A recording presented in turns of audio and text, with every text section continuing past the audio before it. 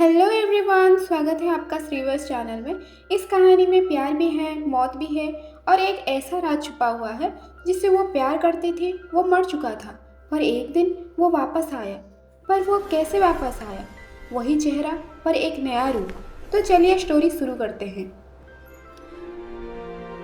Episode के starting में एनन kingdom का कैपिटल दिखाया जाता है और सबसे पहले एक चिड़कोकली लड़की को दिखाते हैं। वो बोल रही है, ये ड्रेस इतनी लॉन्ग है, क्या होगा अगर मैं इससे गिर जाऊं तो? आज मेरा शादी का दिन है, मेरे सबसे इम्पोर्टेंट दिन, क्या तुम ऐसे ही खराब करोगे लीस? और लीस होती है ये कहानी की हमारी हीरोइन। वो बोलती है, मैं अभी इसे ठीक करती हूँ। जब वो अंदर जाती है, पीछे खड़ी हुई चुगलीखोर लड़कियां बोलती हैं, ये कितनी स्लो है, वो आपकी तरह बिल्कुल भी नहीं है प्रिंसेस अविस्का। फिर लीस जाती है और देखती है उसकी माँ की ताज होती है। फिर अपना सर पर लगाती है और सोचती है, ये मेरी माँ ने मेरे लिए बनाए थे। मेरी माँ बोली थी ये पहन के मैं एकदम फूल की तरह दिखूंगी। और उन्होंने मुझे ये भी बोला था, मुझे अच्छी तरह से पता है तुम बहुत सुंदर लगोगी जब तुम मार्क्वेज के साथ शादी के दिन पहनोगी। लीस एमिली, एनन के रानी से पैदा हुई वो एक प्यारी प्रिंसेस, मेरी माँ। लीस अपने माँ को बहुत याद करती है। जब 8 साल की उम्र में उसकी माँ चली गई, शाही परिवार के ब्लैक शिप की तरह पाया। अब पिताजी के दूसरी बीवी को ताज पहना गया और लीसा से सब कुछ छीन लिया गया। नई महारानी ने माँ की मुकुट भी ले लिया और मार्क्वेज के साथ उनकी खुद की बेटी अविस्का के सगाई होने का दावा किया और लीस को महल से बाहर कर दिया गया और वो एक छोटे से गांव में रहने लगी जहाँ वो अभी भी खुशी और प्यार पाने में कामयाब हुई है। पर एक दिन कुछ ऐसा होता है जैसे सब कुछ खत्म हो गया हो। फिर प्रेजेंट में आती है सीन और वो सोचती है, बहुत हो गया, मैं तो उसे याद करने के लायक भी नहीं हूँ, मुझे जल्दी करना होगा, अगर मैं ज्यादा देर करूंगी अब इसका गुस्सा हो जाएगी। फिर उसको एक आवाज सुनाई देता है। फिर सोचती है, ये कैसा शोर शराबा है, अभी तक तो सेरेमनी शुरू भी नहीं हुई है, ये लैंग्वेज तो शाही परिवार की लग रही है। जब दरवाजे खोल के देखती है, वहाँ पे शाही आर्मी अंदर घुस चुका होता है और महल को पूरी तरह अटैक कर चुके होते हैं। चिल्लाने की आवाज आती है, शाही आर्मी महल के घुस चुके हैं। वो बहुत डर जाती है। फिर सोचती है, क्या सारे सही से निकल चुके हैं महल से? क्या उनको पता है मैं यहाँ रह गई हूँ? क्या पिताजी कोई गार्ड को भेजेंगे मुझे ढूंढने के लिए? और तभी ये दरवाजा खुलती है और सामने बोलता है, मिल गई। वो सोचते हैं सिर्फ मौत ही इंतजार कर रहा है, नहीं मुझे हिम्मत रखना होगा। और उसी टाइम पे जिससे वो सगाई होने वाली थी उसको पूरी तरह से घायल हो चुका था वो। और तब लीस देखती है तो वो होता है मार्क्वेज है और वो आर्मी एक हाथ से ऊपर उठा के अपना तलवार निकालता है और उसके ऊपर वार कर देता है। लीस देख के बहुत ही डर जाती है और नीचे झुक जाती है। सोचती है, अब मेरी बारी है, मैं खुशकिस्मत होंगी अगर वो मुझे मार दे, क्योंकि वो कैदी बना देंगे। कौन जाने मेरे साथ क्या होगा। उनके शत्रु राज्य के प्रिंसेस के साथ मैं जीना चाहती हूँ पर ऐसे नहीं। और वो आर्मी उसके हाथ पकड़ता है। पर उस टाइम पे कुछ ऐसा होता है, उसे प्यार से उसकी आंखों से आंसू पोंछ देता है और वो बोलता है, ये युद्ध के टाइम पे क्या ये शादी करना सही है? और ये मूर्ख के लिए अपनी जान देने के लिए क्या तुम तैयार हो? जब वो आदमी से वो आवाज सुनती है, वो सोचती है कि ये आवाज, और वो उसी टाइम पे ऐसा आंखों में आंसू होते हुए डर के मारे वो बेहोश हो जाती है। फिर वो आर्मी अपना मास्क उतारता है। वो होता है एक एम्पायर का किंग बेलोंड। बेलोंड ऑर्डर देता है, सब कुछ मिटा दो, और वहां से बड़ा ही सिनेमैटिक वे में अपने हाथों से लीस को उठाते हुए बाहर आता है और एक प्यारा सा कहानी सुनाया जाता है। एक समय की बात है, बहुत दूर एक छोटा सा राज्य में एक सुंदर राजकुमारी रहती थी। फिर एक दिन एक दुष्ट जादूगर ने सुंदर राजकुमारी के बारे में सुना और उसे छीन लिया। राजकुमारी को बचाने के लिए कई लोग आगे आए, जिनमें ब्लैक नाइट भी, उसका साथी डस्टर्ड भी शामिल था। डस्टर्ड अपना मालिक के ईमानदारी से उसका साथ देता है। डस्टर्ड जलती हुई नदी, कांटों से भरा हुआ जंगल और घाटी और अनगिनत जालों से गुजरा। फिर दुष्ट जादूगर का अंत कर देता है और राजकुमारी को बचा लेता है। कोने में छुपा हुआ ब्लैक नाइट शैतानी मुस्कुरान लेके बोलता है, ओ डियर प्रिंसेस, मैं ही हूँ ब्लैक नाइट जो आपको बचाया है। लेकिन प्रिंसेस पहचान जाती है कि वो डस्टर्ड था जो सारा मुश्किल को प्यार करके बचाया है। और ब्लैक नाइट का झूठ पकड़ा जाता है और राजकुमारी और बहादुर डस्टर हमेशा खुशी से रहने लगे। सीन चेंज होता है और उस दिन की बात दिखाया जाता है जो उस रस्सी में लटका दिया गया था। लिस बोल रही होती है, क्या तुम्हें समझ नहीं आ रहा या तुम बस मूर्ख बन रहे हो? मैं तुमसे थक गई हूँ और मैं तुम्हें फिर कभी देखना नहीं चाहती। ये सब बेलोन सोच रहा होता है, सारा बात याद कर रहा होता है और गैरेज में लीस को ले जा रहा होता है।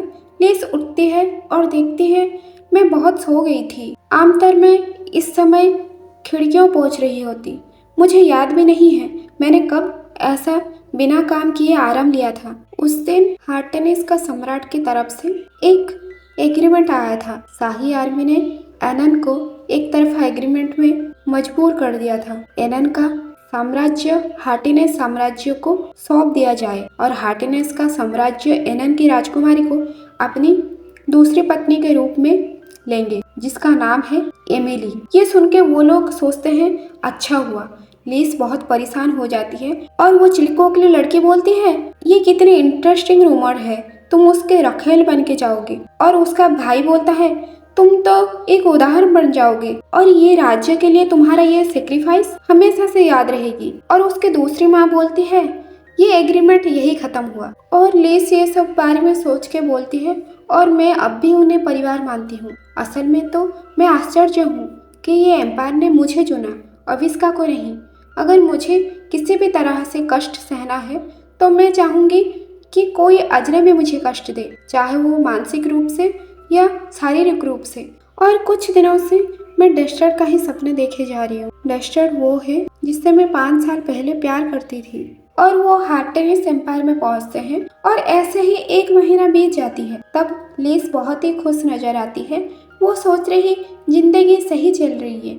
जब मैं पहली बार ये एम्पायर आई थी मैंने सोचा था गाड़ी में सफर करते टाइम ही मेरी जिंदगी के आखिरी पीस है। मुझे लगा था ये लोग मुझे साफ सफाई करवाएंगे, नौकर बना के रखेंगे या फिर स्वर की देखभाल के लिए रखेंगे, पर ऐसा नहीं हुआ है। और यहाँ का राजकुमार रक्त और लोहे से बना हुआ इंसान बेलोन 24 साल बारबारियन को पिता के मरने के बाद धोखेबाज चाचा और चाची द्वारा राज सिंहासन से हटा दिया गया था। 3 साल के बाद राजकुमार अपना बदला लेने के लिए वापस आया और कहा जाता है उनके चाचा और चाची को देशद्रोही के अपराध में 200 दिन तक टॉर्चर किया गया और वो कुछ लोग बोलते हैं वो अभी भी काल कोठरी में बंदी है और हार्टेनिस के नए सम्राट के रूप में अपना हक वापस लिया और अपना एनिमी राज्य के ऊपर अटैक करके अपना साम्राज्य को खड़ा किया और लास्ट में एनन को भी जीत लिया। लिस लेटी हुई सोचती है सम्राट इतने क्रूर और निर्दयी हैं। ये बात सुनकर मुझे बहुत घबराहट होती है, लेकिन उन्होंने मुझे आरामदायक बिस्तर दिया है और बहुत अच्छे खाना उसके साथ साथ, और यहाँ पे हर कोई मेरे साथ अच्छा बर्ताव करता है और मुझे अकेले रहने दिया जाता है। क्या ऐसा तो नहीं राजकुमार मेरे बारे में पूरी तरह से भूल चुके हैं? वो सोच लेती है वो तो ऑलरेडी औरतों के साथ बिजी होंगे। ऐसा हो वो मेरे बारे में उनको कभी याद ही ना आए और खुशी से घूमने लगती है। और दूर से ये सब बेलोन देख रहा होता है। मैड उसको क्या क्या खाती थी और उसके बारे में सारा डिटेल्स देता है और प्रिंसेस खाना देख के बहुत ही खुश हो गई थी। फिर मेड बोलती है उनका मंथली साइकिल को 5 दिन हो चुका है और शाही डॉक्टर ने आज चेक किए थे और बोले हैं कि लिस बहुत ही अच्छी तरह से रिकवर हो रही है। फिर बेलोन बोलता है चलो बहुत हो गया, आज रात उसे मेरे पास लाओ। लिस तब भी सोच रही होती है मुझे विश्वास नहीं हो रहा, उन्होंने मुझे ऐसे ही खुला छोड़ दिया है, मुझे तो बंदी करके लाया गया था। वो कैसे जानते हैं कि वह मुझ पर भरोसा कर सकते हैं? वो दीवार को देख के सोचती है इससे तो अच्छी खासी कमाई हो सकती है। सोचती है मुझे क्या हो गया है, मैं ये सब देख के आलसी बनते जा रही हूँ, मुझे खुद को संभालना होगा। आज की तरह गार्डन में फिसल के मेरा कपड़े गंदा नहीं कर सकती और राजकुमार के सामने मुझे पूरी तरह से छुप के रहना होगा। मेरी माँ गुजर जाने के बाद एनन परिवार बर्बाद हो गया है और मुझे राज्य से बाहर कर दिया गया और मैं एक छोटा सा राज्य में रहती आई थी, लेकिन मैं अभी भी उस जगह को याद करती हूँ। वहाँ के सभी दयालु लोग और प्यारे जानवर सबको धन्यवाद और मेरा प्यारा डेजर्ट को भी। लेकिन फिर उन्होंने ये सब भी मुझसे छीन लिया और सब कुछ चुरमार हो गया और मुझे वो दिन देखना पड़ा। मैं तुमसे थक चुकी हूँ, मैं तुम्हें प्यार नहीं करती। वो लोग बोले थे अगर मैं ऐसा बोलूँगी वो डस्टर को छोड़ देंगी, लेकिन यूरिक और एविस का अपना वादा नहीं निभाया, सिर्फ इसीलिए कि मैंने खुद वो चाकू नहीं पकड़ा था।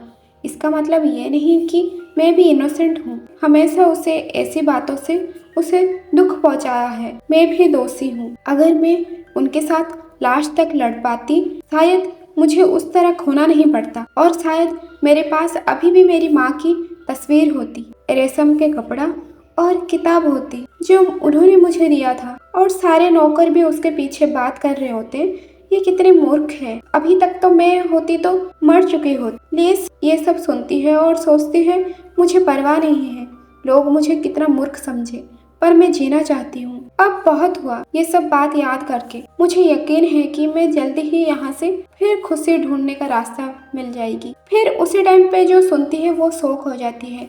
वो मेड बोलती है आज रात आप राजकुमार के साथ सोएंगे, रात में खाने के बाद आपको तैयार किया जाएगा। फिर वहाँ पे और भी घमंडी लड़कियाँ आती हैं और बोलती हैं ये तो और एक रखेल है। मुझे लगा कि ये एक मेड है या नौकर। सारे ऐसे मजाक उड़ाते हैं और एक लड़की बोलती है उसके बालों का रंग तो देखो, ऐसा लग रहा है जैसे कि कोई उसके ऊपर रंग डाल दिया है। उनमें एक बोलती है सुना सब लोग, ये राजकुमारी है जिसे बंदी बना के लेके आया थे। चलो अब तुम अपना अपना परिचय दो। उसके बारे में एक एक लड़की अपने घमंड तरीके से कि इस राज्य के प्रिंसेस हूँ मैं, इस राज्य के प्रिंसेस हूँ, सारा अपना इंट्रोड्यूस बताते हैं। फिर लिस सोचती है ये तो यूरिक और एविस्का की तुलना में कुछ भी नहीं है, ये लड़कियां तो मुझे अभी तक मारा भी नहीं। फिर उससे तैयार किया जाता है। लिस डरी हुई होती है। तब मेड बोलती है क्या आपने बेलोन के बारे में सुना है, उनका शरीर बहुत बड़ा। फिर लिस सोचती है ये ऐसा बोल रही है जैसे कि नीचे भी एक हाथ है। वो मेड बोलती है उनके बारे में ये बोला जाता है कि वो रात भर बिना थके प्यार करते हैं। फिर वो सोचती है ये कैसा जानवर होगा, मैं कोशिश करूँगी बस लेटी रहूँ, उसके बाद दोबारा से मुझे ढूंढे ना। और मेड बोलती है जब तक राजकुमार ने नहीं बोला है तब तक आपको आंखों में पट्टी लगा के रखना पड़ेगा, कुछ भी हो जाए आंखों से पट्टी निकालनी नहीं चाहिए। फिर वो जाती है और जब रूम में पहुंचती है बेलोन भी आता है और वो महसूस करती है कि रूम में कोई है। और जब बेलोन की आवाज़ सुनती है वो शॉक हो जाती है। मैं ये आवाज़ को पहचानती हूँ, पर उसको कुछ दिखती नहीं और डस्टर की याद करने लगती है और उधर खड़े खड़े देख रहा होता है बेलोन। बेलोन मन ही मन सोचता है तुम्हें पता भी नहीं होगा मैं ये दिन के लिए कितने दिनों से इंतज़ार में था। बोलता है प्रिंसेस एनन। वो पूरी रात भर तब तक भी डस्टर की ही याद कर रही होती है और उस टाइम पे पट्टी थोड़ा सा हट जाती है। फिर भी ये बुद्धू लड़की आंखें बंद कर लेती है और सोचती है डस्टर नहीं, ये बिल्कुल नहीं हो सकता। तब बेलोन को ये दिख जाता है और वो जब देखता है कि उसके आंखों से पट्टी निकली हुई है तो वो बोलता है क्या तुमने मुझे देख लिया। फिर लिस बोलती है कि नहीं। डस्टर बोलता है कि तब ठीक है। अगले दिन आती है और ये लोग कमरे के बाहर खड़ी रहती है मेड। लगता है इनको जानने की कुछ ज्यादा ही चुल मची है और वो लोग आपस में बात कर रही होती हैं। इससे पहले आज तक ऐसा कभी भी नहीं हुआ है। जब भी हमने दरवाजा खोला है तब ऐसा शोर शराबा और गुस्से में पाया है प्रिंसेस को, पर आज राजकुमार ने बोला है कि उसे सोने देने के लिए। फिर वो सोचते हैं कि असली बात तो हमें ही पता है अंदर क्या होता है। अगर इस जगह पे सरवाइव करना है तो ऐसा रहना होगा, ना हमने कुछ देखा है ना कुछ सुना है ना कुछ बोलना है। और उसके बाद दरवाजा खोलते हैं, देखते हैं, एकदम शॉक हो जाते हैं। फिर एक दूसरे से बात करते हैं, इसका मतलब राजकुमार ने आज पहली बार किया है। और लीस को उठाते हैं, उठिए माय लेडी, बहुत सुबह हो गई है। और जब वो उठती है वो सामने वो लोग होते हैं, फिर वो भी शर्मा जाती है लीस। फिर लीस को सजाया जाता है। लीस सोच रही होती है कितनी अजीब रात थी, मुझे ऐसा लगा कि मैं डस्टर के साथ हूँ और ये इंसान का एहसास मुझे मेरे प्यार का याद दिलाता है। और लीस के पास हर दिन रोज नया नया गिफ्ट भेजता है और वो बहुत ही खुश हो जाती है। मेड भी बोलती है आप उनके फेवरेट हैं, इस वजह से आपको बहुत सारे गिफ्ट मिलते हैं। और वो पुराने दिन याद करने लगती है। डस्टर बोलता है क्या प्रिंसेस, क्या आप हॉर्स राइडिंग करना सीखोगे? फिर लिस बोलती है तुम तो एक स्लेव हो, पर तुम्हें कैसे पता ये सब? फिर सीन प्रेजेंट में आती है और वो मेड बोली होती है आप उनके कितने फेवरेट हो, आप ये सब गहना पहनो और सब जल जाए। वो सोचती है मैं उन्हें जेलसी नहीं करवाना चाहती, पर मुझे छुप कर रहना पड़ेगा राजकुमार से। इसलिए वो लाइब्रेरी में जाती है और सोचती है यहाँ पे ही बहुत शांत जगह है और रोज रोज मेरे पास नए नए गिफ्ट आते हैं और मैं इससे थक चुकी हूँ, पर ये ना पता चल जाए कि राजकुमार को मैं यहाँ पे रहती हूँ। इसलिए लाइब्रेरी से छुपने के लिए अच्छी जगह और कोई हो ही नहीं सकता। तब आवाज़ आती है कि अरे जो किताब लेते हैं वो वापस क्यों नहीं करते, और इनको इतना भी वो नहीं कि वापस कर दे बुक्स। मैं तो यहाँ पे ढूंढ ढूंढ के थक चुका हूँ और सजा सजा के मैं कहाँ पे ढूंढूं बुक्स वगैरह, ये लोग बुक को इतना भी बुद्धि नहीं। उसके बाद ये सब जब सुनती है लिस जाती है और बोलती है क्या मैं आपकी मदद कर सकती हूँ? फिर उसकी मदद करती है।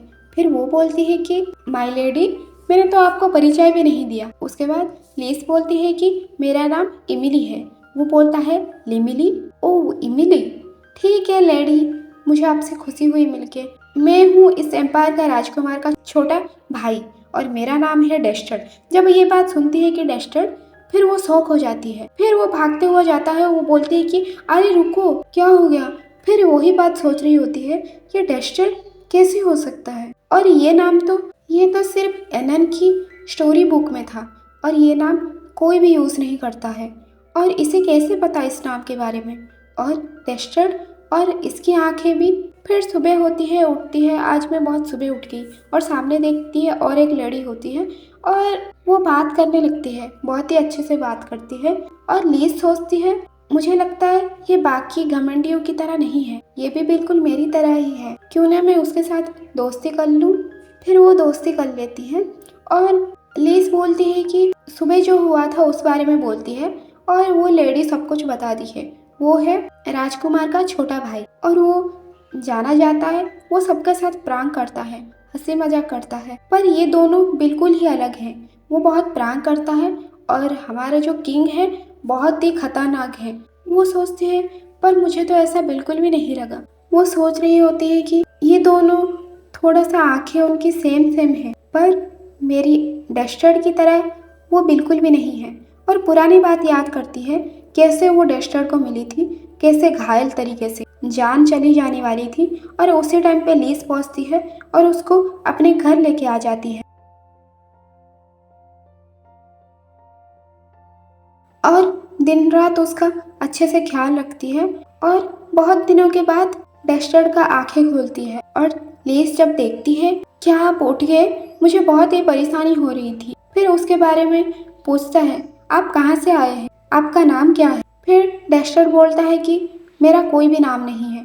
वो सोचती है शायद अपना नाम और ठिकाना बताना नहीं चाहते, इसलिए वो बोलती है कि तो अगर आप कोई भी नाम नहीं है तो मैं क्या आपको एक नाम दे सकती हूँ? फिर उसको डस्टर नाम देती है। डस्टर भी खुश हो जाता है और जब वो वहाँ पे रहते हुए काम कर रहा होता है, हर टाइम में वो छुपके से इसे देख रही होती है और बहुत प्यार से। और डस्टर जब देख लेता है बोलता है तुम जो मुझे ऐसा घूरती रहती हो, अगर मैं इसका पैसा लिया करूं तब तक मैं बहुत ही अमीर हो जाता। और लीस बोलती है ये तुम क्या कह रहे हो, मैं तुम्हें घूर नहीं रही थी। कि बेलोन को दिखाया जाता है सीन में और वो एक सपना देखती है, ऐसा रोमांटिक वाला सपना, आप तो समझ ही रहे होंगे। फिर जब वो आंखें खोलती है, अरे मैं ये ऐसा क्या सपना देख रही हूँ, फिर शर्मा जाती है वो। अगले दिन आता है और महल का सीन दिखाया जाता है और वहाँ पे सारे लोग उसे सब कुछ समाधान करने के लिए बोला जाता है। और राजा का काम ही क्या होता है, अपना परेशानी लेके आए होते हैं और खुद ही मन बोल रहे होते हैं, पर इसका ध्यान तो होता है लीज के ऊपर। वो तब भी लीज के बारे में सोच रहा होता है और वो बोलता है कि तुमने मुझे नया जिंदगी दिया और मेरा नया नाम भी, और भविष्य में एक नया ऊर्जा, पर तुमने मेरे साथ कुछ ऐसा किया जो मुझे कभी उम्मीद भी नहीं था। तुमने मुझे धोखा दिया है और इसलिए मैं तुम्हें कभी भी माफ़ नहीं कर सकता। पास्ट के सीन दिखाते हैं और कैसे मुझे उन दोनों के साथ में मिलके मुझे फंसाया है और मौत के खाई में मुझे कैसे उतार दिया था। तुम्हारे मुंह से वो बात सुनने के बाद तुम्हें पता भी नहीं होगा कि मुझे कैसा महसूस हुआ होगा। और तुमसे मुझे कभी ये उम्मीद नहीं थी लीस। तब मैंने सोचा था क्या वो वही इंसान थी जिससे मैं प्यार किया था और हमने इतने अच्छे अच्छे पल बिताए थे। क्या मेरी प्यार में इतना धोखा भरा था। फिर उसके बाद उसको तैरना आता था। वो जिस पानी में डूब चुका होता है वो बहुत ही ठंडा होता है, फिर भी वो सरवाइव करके बच गया होता है। और कुछ दिनों के बाद का सीन दिखाया जाता है। वो महल में वो महारानियों बाहर निकलते हैं और सारी उनकी जय जयकार कर रहे होते हैं। तब जब देखता है एमिली, फिर सोचता है कि ये तो बहुत ही अच्छे कपड़े पहने हैं और इन लोगों के साथ बहुत ही खुश लग रही है। इसका मतलब वो मुझे सच में धोखा दिया। और ये बात सुन के वो बहुत ही गुस्से में आ जाता है। वो लोग बोल रहे होते हैं कि आप कुछ बताइए महाराज, आप बताइए अभी किसका डिसीजन सही है। फिर वो उनको बोलता है कि अभी तुम लोग जाओ और ये बात फाइनल हो चुका है। उसके बाद वहाँ से वो आ जाता है। मेड को बोलता है कि लीज को बोलो कि ग्रीन हाउस में आए, मैं वहाँ पे उसका वेट कर रहा हूँ। फिर लीज को अच्छे तरह से तैयार करके ग्रीन हाउस में भेजा जाती है। लीज पहुँचती है और जब उसको ऐसी कपड़ों में देखता है और उसे देखते ही रह जाता है। सोचता है कि इस एम्पायर के कपड़े में बहुत ही सुंदर लग रही है और उससे बोलता है कि, और तब भी उसे आंखों में पट्टी ही दिया जाता है। तब तक वो पता भी नहीं है लीज को कि वो कौन है और उसका चेहरा भी नहीं देखी। बेलोन बोलता है कि मेरी आवाज़ को फॉलो करो और मेरे साथ आओ। जब उसका देखता है उसको वापस से प्यार आता है। फिर वो खुद को संभाल लेता है, नहीं मुझे ये टाइम प्यार नहीं है। और मन ही मन सोचता है लीज डियर प्रिंसेस, तुम्हें अंदाज़ा भी नहीं है मैं तुम्हारे साथ क्या करने वाला हूँ और तुम्हें सब कुछ दिला के एकदम से सब कुछ छीन लूँगा तुमसे। और तब तुम्हें सही से पता चलेगी कि तुमने मेरे साथ क्या किया था और धोखा मिलना पे कैसा महसूस होती है। जब उसको देखता है उसका मन में लाल टपकने लगता है। उसके बाद सारे काम खत्म करके थक हार जाते हैं। फिर बेलोन बोलता है कि तुम मेरी हर बात मानते हो, मैं तुमसे बहुत खुश हूँ और तुम्हें जो मन है तुम वो मांग सकते हो, तो बताओ तुम्हें क्या चाहिए। तब लीस बोलती है कि मुझे कुछ नहीं चाहिए, मैं बस अपनी आंखों से आपको देखना चाहती हूँ। हेलो एवरीवन, स्वागत है आपका श्रीवर्स चैनल में। पिछले एपिसोड में हमने देखा था लीस बेलोन को बोलती है मैं आपको देखना चाहती हूँ और ये बात बता के वो सोचने लगती है वो मुझे अभी गुस्सा होके सजा सुनाने वाले हैं, पर मैं खुद को रोक नहीं पा रही। वही एक इंसान है जो मुझे मेरा प्यार का एहसास दिलाते हैं। और उसी टाइम पे उसकी आंखों से पट्टी हटा देता है। वो जब देखती है सामने उसका प्यार ही है, उसके आंखों से आंसू आने लगते हैं और सोचने लगती है क्या मैं इतने चाहने लगी हूँ जो मुझे इल्यूशन होने लगी। डेस्टर्ड मेरा प्यार, क्या मैं ये सपना देख रही हूँ। फिर डेस्टर्ड उससे वापस किस कर देता है और बोलता है तो हमें कहाँ से शुरुआत करनी चाहिए। साफ दिल वाली लगभग सीधी साधी राजकुमारी के बारे में जिसने पड़ोसी राज्य के एक मरते हुए युवराज को पनाह दी। लीस बोलती है कि नहीं, मेरा मतलब है मुझे कोई जानकारी नहीं थी पहले राजकुमार और अब के सम्राट कैसे दिखते हैं। फिर वो रुकते हुए पूछती है तो फिर आपने कैसे महाराज, आपने कैसे। डेस्टर्ड बोलता है कैसे मतलब मैं कैसे जिंदा बच गया। पास आके बोलता है मुझे कहना ही हो गया, ये सरासर किस्मत है। अगर तुम ये पूछना चाहते हो कि जब मेरे पास युद्ध छेड़ने का समय था तो मैंने तुम्हारे पास लेटर क्यों नहीं लिखा। लीस बोलती है नहीं, बिल्कुल नहीं। हार्टनीज से सत्ता पाने के लिए कितना संघर्ष किया है पूरा एनन भी जानता है। मैं बस कल्पना ही कर सकती हूँ कि सिंहासन पाना कितना मुश्किल रहा होगा। इसमें कोई आश्चर्य नहीं है कि आपके पास किसी और चीज के लिए भी समय नहीं है। और मन ही मन सोचती है क्या हमें इस बारे में बात नहीं करनी चाहिए जो 5 साल पहले हुआ था। क्या वो विश्वास करेंगे कि मैंने उनका जान बचाने के लिए ही उनका दिल तोड़ा था। फिर बोलती है ऐसा लगता है जैसे आपको ढूंढने में इतना समय लग गया। फिर लीज सोचती है तो डेस्टर्ड को कुछ बिना बताए भी उन्हें पता है कि मैं उन्हें धोखा नहीं दिया था। फिर वो हक कर लेती है और सीन चेंज होता है। दिखाया जाता है उसकी मेड उसके लिए एक सुंदर सा छोटा सा चॉकलेट केक लेके आती है। फिर वो सोचने लगती है अब हम एक हो चुके हैं और हमें कोई अलग नहीं कर सकता। पर इस महल में बाकी रानियां बहुत ही नफरत करती है और बहुत ही जलन होती है मेरी वजह से। मुझे ये अच्छी तरह से पता है। फिर अगले दिन आती है और वो ये सोच के जाती है, मैं महाराज को बोलूंगी कि वो मुझे ऐसे ही गिफ्ट ना भेजा करे। वो बाकियां महारानी के बात भी ये याद करने लगती है और उसी टाइम उसको एक स्मेल आती है।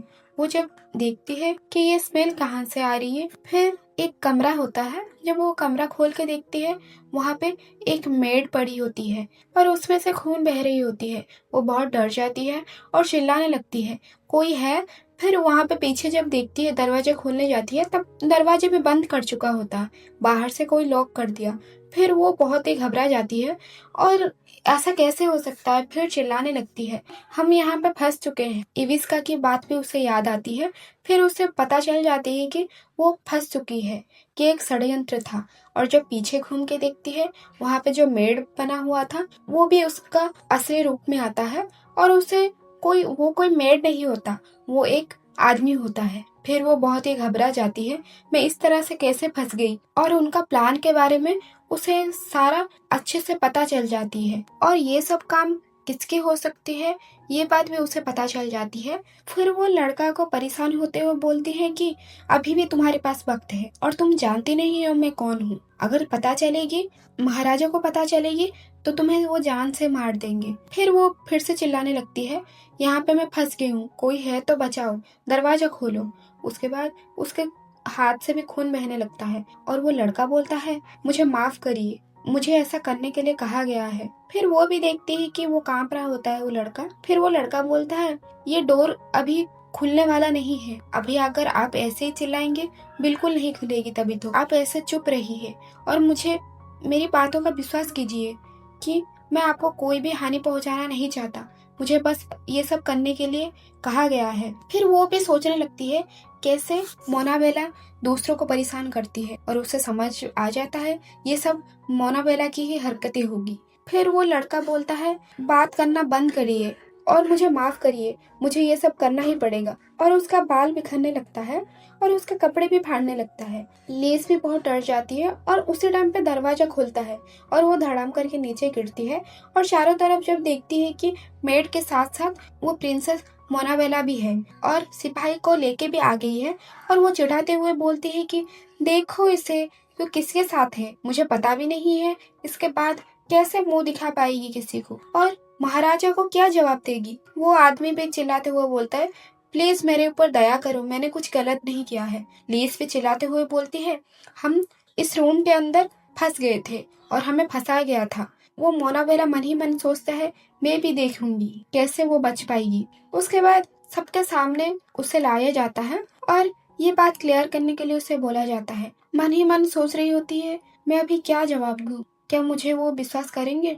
और उसी टाइम पे डस्टर बोलता है, तुम चलते हुए कैसे फंस सकती हो, और मुझे अच्छी तरह से पता है जब जरूरत पड़ती है उसका मदद करने के लिए तुम चले जाते हो। फिर वो सोचती है, पर आपको कैसे पता। डस्टर बोलता है, मुझे अच्छी तरह से पता है, तुम्हारे हाथों से ही पता चल रहा है कि तुमने दीवार में कितने जोर से धक्का मारा था। अगर ऐसा नहीं होता, तुम्हारे हाथ की निशान ही बता रही है, तुमने कितने फोर्सफुली दीवार को खोलने की कोशिश किया था। और वहाँ पे जितने भी लोग होते हैं वो सारे बात करने लगते हैं, ये सब क्या हो रहा है और ये एनन की लैंग्वेज हमें तो समझ में नहीं आ रहा।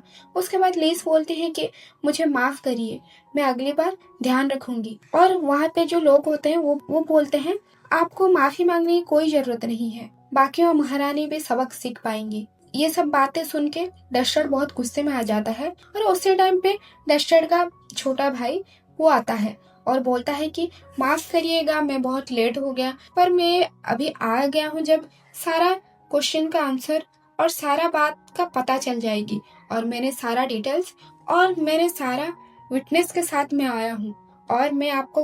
उसके बाद बोलता है कि पहला विटनेस को आगे लाया जाए। वहाँ पे एक छोटी सी बच्ची आती है। डस्टर का भाई बोलता है, ये रही हमारा पहला विटनेस। उसका बात बताती है, ये यंग लेडी हमारे महल में काम करती है, गलती से महारानी मोनाबेला का कपड़े वो खराब कर दी, जिसके वजह से वो कपड़ा जल गई थी। उसके बदले महारानी मोनाबेला ने उसके सिस्टर को तो कुछ नहीं कर पाई, पर उसको बड़े भाई को टारगेट किया और उससे ये कहा कि अगर तुम मेरी बात नहीं मानोगे, इस कपड़े का दाम वो छोटी बच्ची के बदले उसका भाई भी कुछ भी करने के लिए तैयार था और उसे बोला गया, अगर तुम मेरी बात नहीं मानोगे तो तुम्हारे बहन को बेचा दिया जाएगा। फिर वो लड़का को बोला गया, ये कपड़े का दाम 7,000 गोल्ड कॉइन है और तुम अगर नहीं दे सकते हो तो तुम्हें मेरी बात सुनना होगा या फिर मैं तुम्हारी बहन को बेच दूंगी। इस वजह से उसे ये सब करना पड़ा है और उसे भी फंसाया गया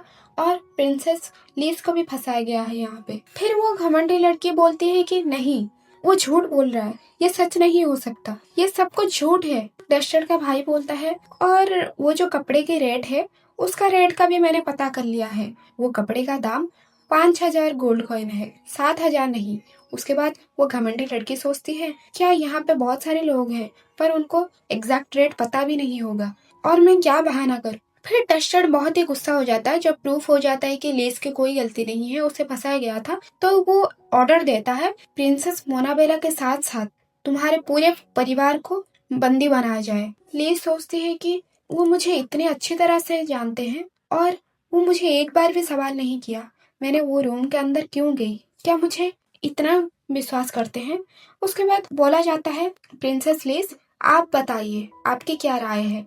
वो देखती है पीछे वो बच्ची खड़ी हुई, फिर वो बोलती है कि मैं बताना चाहती हूँ इस बारे में, और ये लड़का का कोई भी गलती नहीं है, उसने मुझे बिल्कुल भी नुकसान नहीं पहुंचाया, वो मेरे साथ कुछ भी बदतमीजी नहीं किया। वो जो रस्सी लगा होता है, रस्सी बांधा होता है, वो रस्सी भी खोल दिया जाता है और उसी टाइम पे और उसकी छोटी सिस्टर भी आके हक कर लेती है। डस्टर भी बोलता है, मैं तुम्हें वापस पूछ रहा हूँ, तुम मुझे सही सही सच बताओ। हाँ योर हाइनेस, प्रिंसेस लेस जो जो बात बोले हैं वो सब सच है, मैंने बस जो जो मुझे कहा गया था, धमकियां दिया था, इसलिए मैं ये काम करने के लिए मजबूर हुआ। उसके बाद बाकी महारानियां भी बोलते हैं, इसमें हमारे कोई गलती नहीं है, ये सब मोनाबेला की प्लान था, इसमें हम बिल्कुल भी भागीदारी नहीं है। और वो मोनाबेला चिल्लाते हुए बोलती है, आप ये चीप नौकरों के बात कैसे विश्वास कर सकते हैं, और मैं ये एम्पायर के रानी हूँ, आप लोग मेरी बात कैसे नहीं विश्वास कर सकते। फिर वो उसे बंदी बना के उसे खींचते हुए ले जाते हैं। डस्टर ऑर्डर देता है अपने थाइस में बैठने के लिए, प्लीज यहाँ पे आओ, ये मेरा ऑर्डर है। उसके बाद और बहुत भी लोग आए होते हैं, वो खत्म होता है, खत्म होने के बाद सारे चले जाते हैं और बहुत ही ऐसा रूमर्स फैल जाते हैं, बहुत अनाप शनाप बातें बोल रहे होते हैं, उसके बारे में भी बोल रहे होते हैं। देखते हैं ये कितने दिन तक चलेगा, माना ये सुंदर है पर देखते हैं ये भी कितने दिन तक टिक पाएगी। और भी लोग बात करते हैं, कहीं ऐसा तो नहीं महाराज की इसी प्रिंसेस से ही, एम्पायर की कोख से ही उनका वारिस निकलेगी।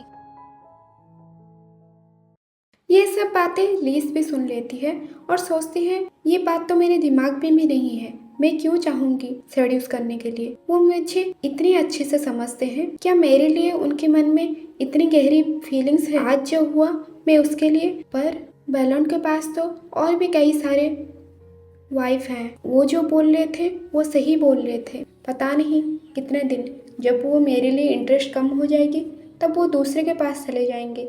ये सोच के वो उदास हो जाती है और पीछे से बेलोट आ जाता है, फिर पूछता है, ऐसा कौन सी बात है जो तुम्हें सता रहा है, क्या मैं जान सकता हूँ। उसके बाद वो हंसती हुई बोलती है कि नहीं, ऐसी कोई बात नहीं है। फिर बेलोट बोलता है कि तुम बिल्कुल ऐसे ही हो जैसे तुम 5 साल पहले थी, भले ही कितनी मुश्किल हो फिर भी तुम हंसते हुए टाल देते हो बात को, पर अभी बात कुछ अलग है, मैं तुम्हें अच्छे से पहचानता हूँ। फिर उनके बीच में प्यार और रोमांस होना शुरू हो जाते हैं। फिर सारा काम खत्म होने के बाद वो एक जगह पे लेट जाते हैं। लीस उसके छोटा भाई के बारे में बोलती है कि अगर वो नहीं होते तो आज मैं गलत ठहराती, वो बहुत ही अच्छे हैं। उसके बाद वो बेलन में बोलता है, हाँ वो ज़्यादातर लाइब्रेरी में बिताता है टाइम, वो मेरा बहुत ही मददगार है। फिर वो बोलती है, मुझे बहुत ही खुशी हुई, और उसको थोड़ा थोड़ा नींद आने लगती है।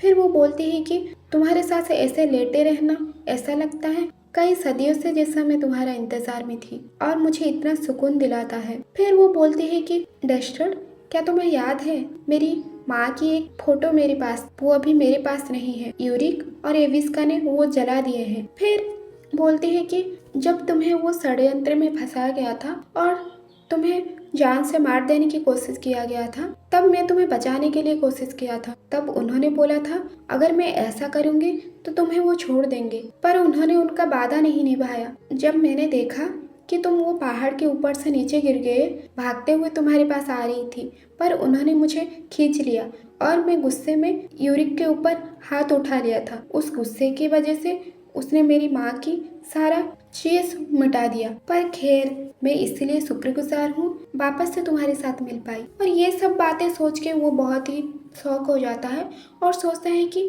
मैं कितना गलत था और मैंने लीज के ऊपर इतना नफरत किया। मैं उससे प्यार करता हूँ पर उसके साथ साथ भी इतना नफरत किया, और मेरी लीज 5 साल पहले जैसे थी अभी भी वैसे ही है। वो सब जो जो छीना गया था वो सारा मैं उसे वापस दिलाऊंगा और खुश रखूंगा। मुझे माफ़ कर देना लीज, मैं तुम्हें समझ नहीं पाया और तुम पे उंगली उठाया, तुम पे सारा दोष दिया। अब से ये गलती दोबारा नहीं होगी और मैं वापस मेरा प्यार पा चुका हूँ। और उसे प्यार से देखने लगता है। उसके बाद सीन चेंज होता है और लीज बहुत बिजी रहने लगती है।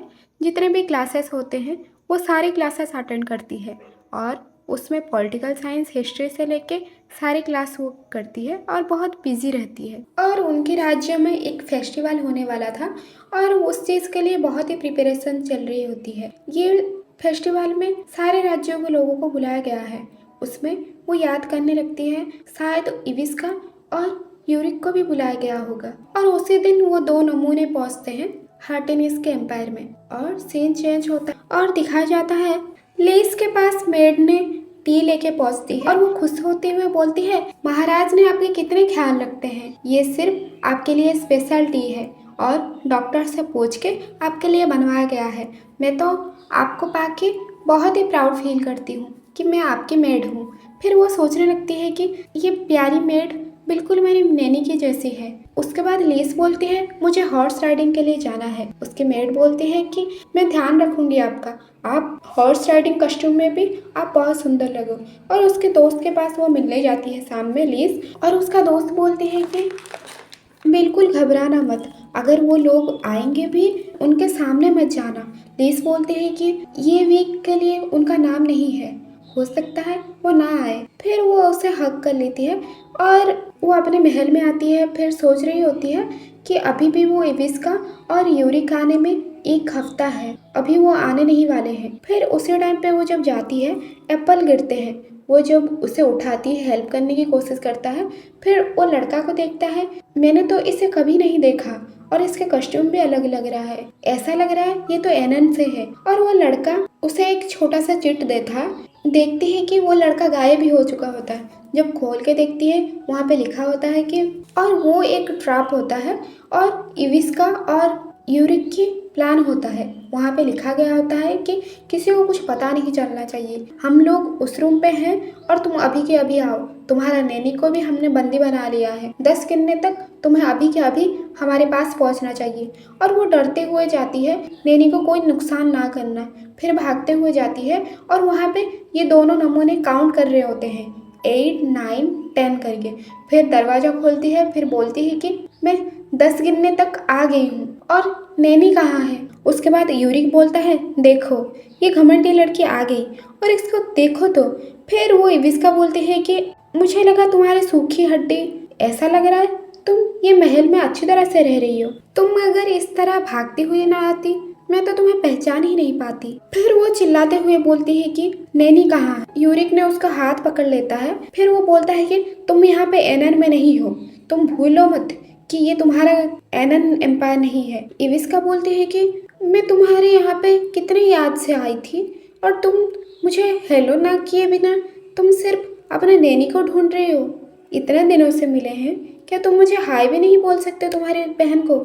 उसे जोर से खींचते हुए यूरिक उसे सोफा में फेंक देता है और वो बैठती है और उसे बोला जाता है, मैंने सुना है तुम हर फ्राइडे को महाराजा के बाथरूम में जाते हो और हमारा बात मानो, क्या तुम नहीं चाहते तुम्हारे बहन ये एम्पायर में महारानी बने और इससे तुम्हें ही फायदा होगा और वो तुम्हें हर टाइम पे सपोर्ट करेगी। और तुम ये भी मत भूलो कि तुम्हारे नैनी को हमने बंदी बना के रखा है। और जब वो देखती है कि हाँ मुझे लग रहा है कि यहाँ पे कोई बंदी होके है और वो घबराई हुई भी है, पर ऐसा नहीं लग रहा है कि नैनी की आवाज़ आ रही है, ऐसा कुछ, मुझे यहाँ से निकलना होगा। ये सब के बारे में मुझे डेस्टर को बताना होगा। वो रूम से बाहर जाने की कोशिश कर रही होती है, पर उसी टाइम पे वो नमूना यूरिक ने उसका बाल पकड़ लेता है और बाल पकड़ के खींच के नीचे गिरा देता है। वो बोलता है कि क्या तुम हमको मूर्ख समझते हो? तुम्हें क्या लगता है तुम ऐसे करके चले जाओगे तो हमें कुछ पता नहीं चलेगा और सारा हमारे प्लान के मुताबिक से होगी। हम जो कह रहे हैं वो तुम्हें करना पड़ेगा, और अगर तुमने किसी को भी बताने की कोशिश किया, फिर उसी टाइम पे एक छोटा सा बोतल लेता है और उसे पिला देता है। और जब उसको पिला देता है उसका शरीर भी जलने लगता है। वो सोचती है कि ये क्या था, मेरा पूरा शरीर जलने लग रहा है। फिर वो बोलता है कि ये एक पॉइजन है, और तुम अगर किसी को बताने की कोशिश करोगे, कोई भी होशियारी करने की कोशिश करी, तो तुम खत्म ही हो जाओगे। इसीलिए हम जो कह रहे हैं तुम्हें वो करना पड़ेगा। बेलोंड और इविस्का के साथ तुम्हें बाथ रूम में उनको साथ ले जाना पड़ेगा।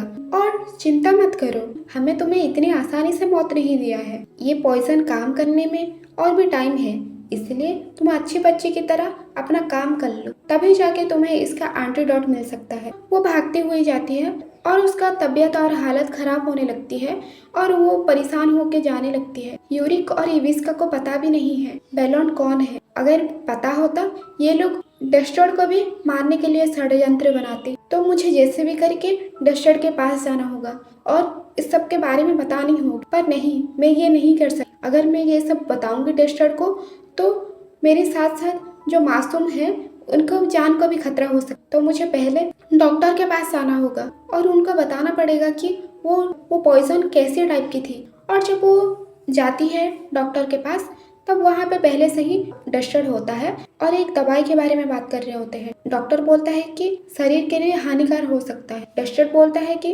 नहीं, कोई बात नहीं, ये मेडिसिन खाना ही पड़ेगा। डस्टर्ड बोलता है ऐसा बिल्कुल नहीं होना चाहिए कि लीज के पेट में मेरा बच्चा हो, इसलिए मुझे ये दवाई देना पड़ेगा। ये बात जब सुनती है, लीज को बहुत ही दुख पहुंचता है और वो वहाँ से आ जाती है वो रूम से।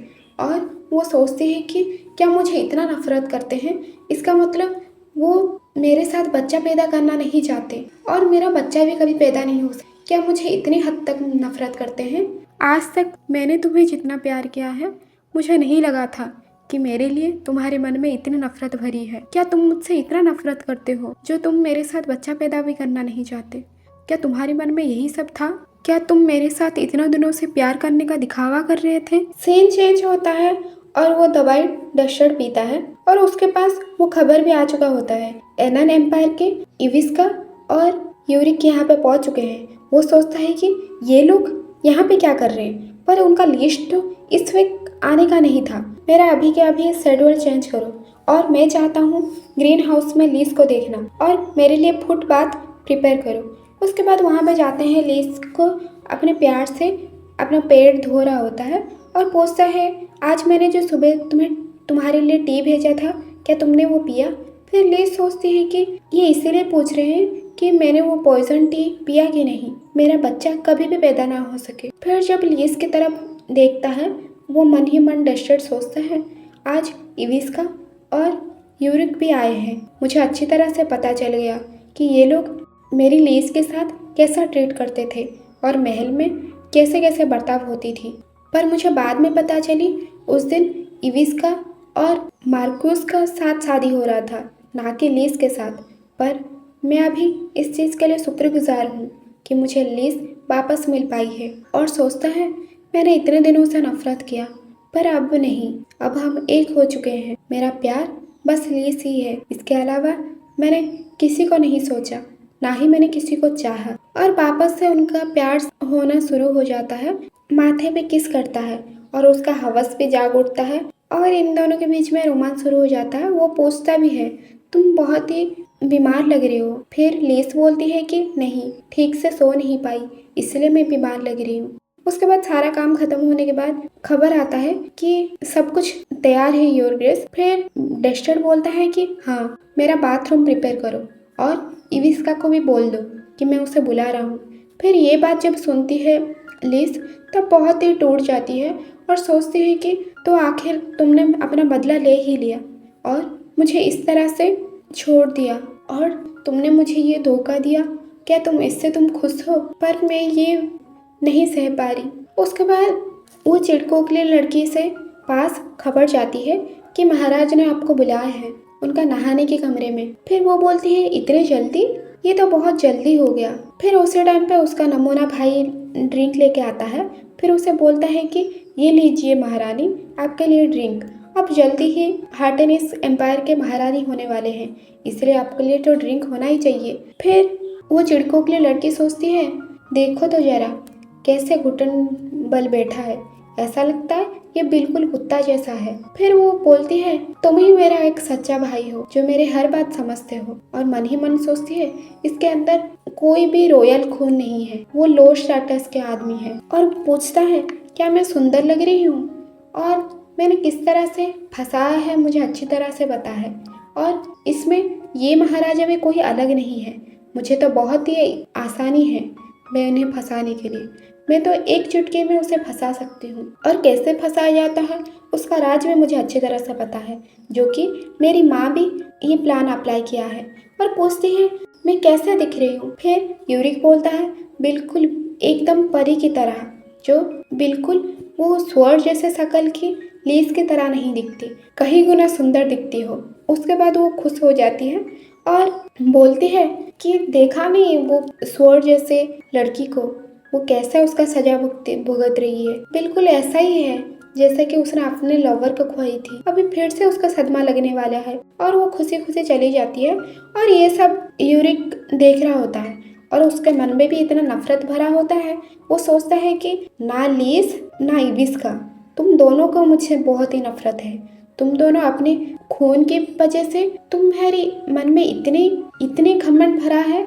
अगर मुझे तुम लोग कुत्ते की तरह व्यवहार करते हो, और अगर तुम और मैं एनन की राजा कभी नहीं बन पाऊंगा जब तक तुम मेरे रास्ते में हो। पर अभी नहीं, अब सारा मेरी प्लान के मुताबिक होगा। उसके बाद सीन चेंज होता है और मेड उसे लेके जाती है डस्टर के नहाने के रूम में। और वहाँ पे उसे बोला जाता है कि आपको आंखों में पट्टी बांधनी पड़ेगी, ये महाराजा की ऑर्डर है, आपको फॉलो करना होगा। फिर उसके आंखों में पट्टी बांधा जाता है और वो उसके नहाने हुए रूम में जाती है। और वो सोचती है, मैंने ज़िंदगी में आज तक इतना नर्वस नहीं किया जितना मैं आज कर रही हूँ। और उसी टाइम पे डस्टर की भी एंट्री होती है और वो डस्टर बोलता है कि प्रिंसेस, वहाँ पे आप क्या कर रहे हैं, आइए मेरा मालिश कीजिए। फिर एविस का सुनती है, फिर सोचती है कि कितना सेक्सी आवाज़ है। और जब उसका मसल देखती है, जब उसका मसल्स को वो छूती है, तब सोचती है कि इसका मतलब लेस को लग रहा होगा कि सारा मजा वही लेगी। पर अब से ये आदमी आज के बाद अब सिर्फ मेरा। डस्टर बोलता है, क्या एनन रॉयल फैमिली को सबको पता है कि तुम यहाँ पे आके पहुँच चुकी हो? चिड़कोकली बोलती है, मैंने माँ के पास एक चिट्ठी छोड़ के आई थी, उन्हें तो अभी तक पता चल ही गई होगी। फिर वो बोलता है, मुझे ऐसा लगता है तुम एक ऐसा इंसान हो जो सोचने से पहले ही कूद जाती हो। क्या यही रीजन है जो तुमने मेरा इनविटेशन एक्सेप्ट किया? तुम एक पालतू जानवर नहीं हो, तुम एनन किंगडम को रिप्रेजेंट करते हो और तुम उसके साथ साथ एक प्रिंसेस भी हो। तो ये बात अजीब नहीं लग रहा जो तुमने इतनी आसानी से मेरा इनविटेशन एक्सेप्ट किया? फिर वो मन ही मन चिड़कोकली सोचती है, क्या वो मुझे इतना इजी समझता है? क्या वो मुझे चिढ़ा रहा है और वो मुझे नीचे दिखाना चाहता है? खैर, मैं एक बार ये साम्राज्य की महारानी बन जाऊं और इतना तो मैं सह ही सकती हूँ। उसके बाद वो बोलती है, मैं ऐसे ही कितनों का इनविटेशन रिजेक्ट किया है और मैं किसी को भी चांस नहीं देती, पर आप अलग हो, आप ये साम्राज्य की महाराजा हो और मैं हमेशा से आपकी प्रशंसा की है योर ग्रेस। उसके बाद वेलन बोलता है, अगर तुमने हमेशा से प्रशंसा किया है तो दूसरों के साथ शादी करना क्यों चाहा? वो बोलती है, ये मेरा मर्जी से नहीं हुआ था, मैं जब पैदा नहीं हुई थी इससे पहले ही ये सब डिसाइड हो चुका था और मेरे पास और कोई रास्ता ही नहीं था। फिर वेलन बोलता है, कितना दुर्भाग्य की बात है, तुम एक प्रिंसेस हो पर 20 साल की उम्र में ही तुम एक विधवा बन गई। ये जब सुनती है, क्या विधवा? वो मुझे ऐसा लग रहा है जैसे कि कोई बुढ़िया हूँ मैं। वेलन बोलता है, और अब तुम मुझे नहला रहे हो, और इससे दुर्भाग्य की बात और क्या हो सकती है? वो बोलती है, कुछ लोग ऐसे ही बोलेंगे, और आपको नहीं लगता यही चीज मुझे स्पेशल बनाती है मुझ में? अगर मुझे ये साम्राज्य मेरा जगह दे दो तो मैं आपको खुद से कर दूंगी और आपको जो चाहिए वो आपको मैं दिला दूंगी। बेलन बोलता है, तुम और तुम्हारी बहन दोनों अलग हो। ये सब उसके बारे में ये बात सुन के वो बहुत चिढ़ जाती है और सोचती है वो अभी भी उसके बारे में बात कर रहा, मुझे कुछ करना पड़ेगा। मुझे याद आ रहा है एक दिन की बात है और वो बहुत ही गुस्सा हो गई थी। फिर बोलती है कि ओहो मैं ये क्या बोल दी, ये तो मेरे मुंह से ऐसे ही निकल गई अचानक से। आप ऐसा कहिए जैसे आपने कुछ सुना ही ना। फिर बेलन पूछता है, बताओ क्या कहना चाहते थे। और वो चिड़कों के लिए बोलती है, अगर मैं उसके बारे में बता दूं ऐसा नहीं लगेगा मैंने उसको एक्सपोज कर दिया है और उसकी गंदी आदतें बता दिया है। वो पूछता है, क्या गंदी बात। फिर वो मन ही मन खुश हो जाती है, सोचती है कि ये काम कर गया। और उसके बाद बोलने लगते हैं, ये बहुत टाइम की पहले की बात और उसका एक लवर भी था, वो एक स्लेव था। और ये बात जब सुना हमें तो विश्वास ही नहीं हुआ कि उसको ये भी नहीं पता वो कहाँ से आया है, क्या करता है। फिर भी उसके साथ रहने लगी थी और उसका नाम सही से याद नहीं आ रहा, बहुत ही बेकार नाम है और नाम का लास्ट अक्षर टी है। फिर बेलन बोलता है, डी बेलन तो नहीं। फिर वो बोलती है, नहीं मेरा ये मतलब नहीं था डी कैसे हो सकता। आप वो नौकर के साथ कैसे खुद को कंपेयर कर सकती हो वो नौकर के साथ। 5 साल पहले की बात है, एक ठंड नदी में उसे गिरा दिया गया था। फिर वो चिड़कों के लिए बोलती है, ऐसा लग रहा है कि इस बारे में आपको सब कुछ पता है, क्या लीस ने आपको सब कुछ बता चुकी है। फिर वो उठता है वो बाथटब से और उसके हाथ पकड़ता है और गुस्से में उसका आंखों से वो पट्टी निकाल लेता है। जब वो देखती है बेलन ही डस्टर था, फिर बहुत ही शौक हो जाती है। फिर बेलन बोलता है, किसी कोई सोचा भी नहीं होगा कि मैं वापस से आऊंगा और ये साम्राज्य का मेरा सिंहासन भी मेरा हो जाएगा। मैं तुम्हें ऐसा सबक सिखाऊंगा तुम जिंदगी भर याद रखना। फिर वो बहुत ही घबराती हुई बोलती है, नहीं ये नहीं हो सकता, ये कैसे हो सकता है। डस्टर बोलता है, बहुत दिन के बाद हम मिल रहे हैं विस्का, ये बात बिल्कुल ऐसी तरह है जैसे तुम खुद शेर के मुंह में आ गई हो। फिर उसको पास्ट की बात याद आती है और डस्टर बोलता है, माफ करना पर मैं आपकी बात एक्सेप्ट नहीं कर सकता। फिर वो बोलती है कि मुझे समझ नहीं आ रहा, मैंने जो तुम्हें ऑफर किया है कि तुम बस मेरे हो जाओ और तुम अगर मेरी हो जाओगे तो मेरी महल में भी तुम्हारे लिए एक जगह होगी। फिर मन ही मन सोचती है, लीज इतना गुड लुकिंग मैन को डिजर्व ही नहीं करती, तो मुझे इसे जैसे भी करके पाना होगा। पर उस टाइम पे उसका प्रपोजल का वो रिजेक्ट कर देता है और लीज की तरफ देखती हुई बोलती है कि नहीं मुझे यहाँ रहना है। फिर वो जब ये बात सुनती है वो बहुत में गुस्से ही आ जाती है एविस का और बोलती है कि उसका हिम्मत कैसे हुआ कि वो मेरे प्रपोजल को वो रिफ्यूज किया, क्या वो जंगली लीज के लिए। फिर जाके उसके भाई को बोलता है, वो गरीब नौकर क्या समझता है खुद को, वो मेरी बात को उसने रिजेक्ट किया और मेरी बात नहीं माना। फिर वो एरिक बोलता है, क्यों ना हम उसे रस्सी से लटका दें। इविस्का बोलती है कि हाँ, उस किनारे एक नदी में जिसमें ठंड नदी बहती है उसमें से उसे रस्सी में बांध के उसे काट देते हैं। जब वो पूरा ही बह जाएगा और उसे अच्छी तरह से पता चलेगा मेरे साथ पंगा लेने क्या नतीजा है। फिर सेम प्रेजेंट में आता है और गुस्से में डस्टर बोलता है कि जवाब दो इविस्का, ऐसा क्या रीजन है जो तुम्हें जिंदा रहने के लिए छोड़ दूं। क्या तुम्हें मैं एनन को ऐसे ही छोड़ दूं? क्या ये बात अच्छी नहीं होगी कि मैं तुम्हारा सारा हड्डियों को चूर चूर करके भेज दूं वापस? फिर वो इविस्का बोलती है कि नहीं, ये मैं नहीं थी और मैंने ऐसा कभी भी नहीं किया, ये सब यूरिक की काम है और मुझे इस बारे में कुछ भी नहीं पता थी। और मेरा स्टेप ब्रदर उसने मुझे डराया था, धमकाया था, इस वजह से मैं ये सब करने के लिए मजबूर हुई और मेरे पास कोई भी रास्ता नहीं था। फिर डस्टर बोलता है, क्या मजाक है, ऐसा तो लगता है नहीं कि तुम लोग क्लोज रही हो, तुम लोग तो बहुत क्लोज हो, फिर तुम ऐसे कैसे बोल रहे हो, तुम्हें डराया वो? उसके बाद इविस्का बोलती है, हाँ वो मुझे डराया। और दूसरा सीन दिखाया जाता है, ग्रीन हाउस में लीस रो रही होती है और वही टाइम पे यूरिक भी पहुंचता है, उसके हाथ में एक चाबुक होता है और उसको मारने लगता है। वो एक सबके लिए सरदर्द की है और उसका गुस्सा को कोई कंट्रोल नहीं कर सकता, वो बड़ों को भी सम्मान नहीं करता और हमारे लिए एक बोझ की तरह है। और आज सुबह लीज को पॉइजन दिया गया है। बस इतना ही मुझे पता है। उसके बाद ये बात जब सुनता है डस्टर, फिर बोलता है अगर ये बात सच है तो बताओ कि कौन सा पॉइजन उसे दिया गया है। वो इविस्का बोलती है कि मुझे वादा करो, अगर मैं ये सारा सब कुछ बता दूंगी तो मुझे जिंदा मेरी एनन किंगडम में वापस भेज दोगे और तुम मुझे टॉर्चर नहीं करोगे। डस्टर पूरा गुस्से में आ जाता है।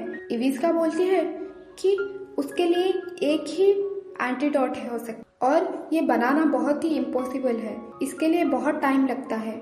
आंखों में आंखें डाल के बोलती है अब तुम क्या करोगे। फिर उसका गला पकड़ के उसे नीचे धक्का दे देता है और गार्ड को बोलता है इसको रूम में बंदी कर लो और तब तक उसके साथ कोई नहीं मिलना चाहिए जब तक मैं ना बोलूं। फिर उसके बाद चिल्लाता हुआ जाता है कि लीज कहाँ है। पीछे से इविस्का बोलती है मुझे जो पता थी मैंने वो सब बताया। वो जो एंटीडोट है, अलग सीन दिखाया जाता है। पूरी तरह से घायल हो चुकी होती है लीज। वो सब याद कर रहा होता है डस्टर कि लीज को पॉइजन दिया गया है और वो कमीना 5 साल पहले मुझे मारने की कोशिश किया था और मेरी खुद की एम्पायर में मेरे होते हुए लीज को मारने के लिए चाहा। ये सब मेरी गलती है। जब मैंने सुना कि वो पहुंच चुके हैं तो मुझे लीज के पास पहुंचना चाहिए था और मैंने जब देखा कि डॉक्टर के पास भी वो लीज आई थी पर मैंने उसे कोई भी सवाल नहीं पूछा। मुझे उसके ऊपर ध्यान देना चाहिए था। ये सब मेरी गलती। मैं ये एम्पायर का महाराजा किस मतलब का, जब मैंने लीज को भी प्रोटेक्ट नहीं कर पाया। आज वो बहुत टायर्ड लग रही थी पर मैंने सोचा मेरी वजह से वो प्लेजर ले रही है, मैं खुद को दोषी ठहरा रहा हूँ। पर इससे पहले मैं जान से यूरिक को मार डालूंगा। और जब वो लीज के पास पहुँचता है तब देखता है कि लीज खून खराबा होके नीचे गिरी है और वो पूरी तरह से घायल होके पड़ गई है। यूरिक उसे देखता है, उसे पहचान नहीं पाता है वो। फिर बेलोंड को जब देखता है वो बोलता है कि ये डोर तो लॉक था पर तुम अंदर कैसे आए। ये तो सिर्फ इविस्का एनन को पता था, तुम्हें कैसे पता चला कि मैं यहाँ पे हूँ। फिर वो बेलोंड बोलता है तुम्हारी हिम्मत कैसे हुई, रॉयल फैमिली एनन का पालतू कुत्ता, तुम्हारी हिम्मत कैसे हुई। और जोर से उससे धक्का दे देता है और वहाँ पे एक धमाधम फाइट हो जाता है। और जब वो लात मारने की कोशिश करता है उसका पैरों में लात मार के उसका पैरों के साथ साथ उसका हाथ भी मोड़ देता है। फिर वो यूरिक बोलता है कि तुम ये क्या कर रहे हो, तुम अपने आप को खुद को समझते क्या हो। और वो तलवार लेके यूरिक को हाथ में पकड़ाता है और बोलता है कि तुम्हें बहुत केयरफुल रहना चाहिए, ये तलवार बहुत डेंजरियस हो सकता है। और उसके सीने में खोप देता है और वो नीचे गिर जाता है और उसको खून बहना लगता है। फिर बेलोंड बोलता है तो तू जानना चाहता है कि मैं कौन हूँ। याद कर 5 साल पहले तूने एक एनन के छोटा शहर में तूने मुझे मारने की कोशिश किया था और मैं ही हूँ वो स्लेव डस्टर, तूने जिसे पेड़ में रस्सी से बांध के वो रस्सी काट दिया था और मैं वो पानी में बह गया था। फिर ये बात सुन के वो बहुत ही शौक हो जाता है और उसे याद करने लगता है। डस्टर बोलता है मैं ये हार्टेनिस एम्पायर का राजा हूँ, बेलोंड हार्टेनिस। यूरिक जब ये बात सुनता है उसे एक सदमा लगता है। तुम दोनों एक जैसे ही हो, नीच, गिरा हुआ और शैतान दिमाग वाले। फिर यूरिक चिल्लाते हुए बोलता है उसके कहने के बाद ही मैंने सब कुछ किया है। बेलोंड उसके सीने में लात मार देता है और इधर इविस्का को दिखाया जाता है और वो हॉल में सोच रही होती है कि अभी तक वो नल्ला यूरिक आया क्यों नहीं। मुझे तो बहुत ही परेशान हो रही है। ये सीन में इधर बेलोंड उसका पॉकेट से दवाई ढूंढने लगता है और उसे एक टैबलेट मिलती है। क्या यही वो एंटीडोट है जो इविस्का बोल रही थी। और उसके पॉकेट में जो था तो लीज के पास जाता है। लीज आंखें खोलो लीज, मुझे माफ कर दो, तुमने ये पॉइजन पिया है, मुझे इस बार में खबर भी नहीं लगी और मैं जान भी नहीं पाया। और ये लो दवाई खाओ, चलो मुंह खोलो और जितना जल्दी हो सके ये टैबलेट खा लो। और लीज इतना पूरी तरह से घायल हो चुकी है, उसे कुछ कहाँ पे हो ये भी नहीं उसे समझ में आता। फिर बेलोंड बोलता है लीज क्या तुम मुझे सुन पा रही हो।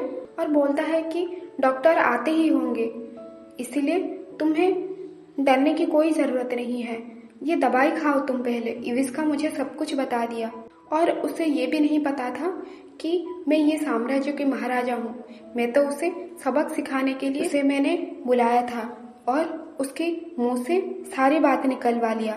पर ये सब बातें मैं तुम्हें बताना नहीं चाहता था, खुद से ही मैंने हैंडल करना चाहता था। अगर ये सब बातें तुम जानोगे तो तुम्हें हर्ट होगी, इसलिए मैंने कुछ नहीं बताया था। जब ये बात सुनती है वो सोचती है तो इसी वजह से उनका नहाने के रूम में उसे बुलाए थे।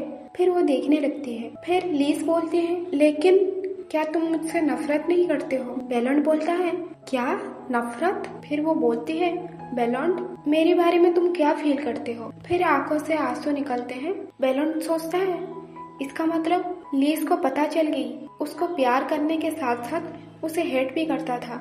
बच्चे पैदा करना भी नहीं चाहते हो। आज डॉक्टर से जो बात कर रहे थे मैंने वो सब कुछ सुना। फिर बेलोंड बोलता है, क्या तुम्हें ये बर्थ कंट्रोल के बारे में कैसे पता? वो बोलती है, तो इसका मतलब मैं सही थी। इससे तो अच्छा मैं पॉइजन पी के ही मैं अपना जान दे दूं। अगर मैं ऐसे मर भी जाऊंगी तो मुझे बिल्कुल भी दुख नहीं होगी। फिर बेलोंड बोलता है, जब भी लीस के बारे में बात आता है तब मैं मूर्ख बन जाता हूँ। मैं बस इतना चाहता हूँ तुम ये दवाई खा लो, उसके बाद मैं तुम्हें सारा बात बताऊंगा। पर ऐसा लग रहा है जब तक मैं तुम्हें ये सारे बात क्लियर नहीं करूंगा तब तक तुम ये दवाई भी नहीं खाओगे। तो सुनो, वो जो बर्थ कंट्रोल की टैबलेट थी वो तुम्हारे लिए नहीं थी, वो मेरे लिए थी। डॉक्टर बोला था अगर ये दवाई बार बार लिया जाएगा तो शरीर के लिए बहुत ही नुकसानदायक है, तुम्हारे शरीर के लिए।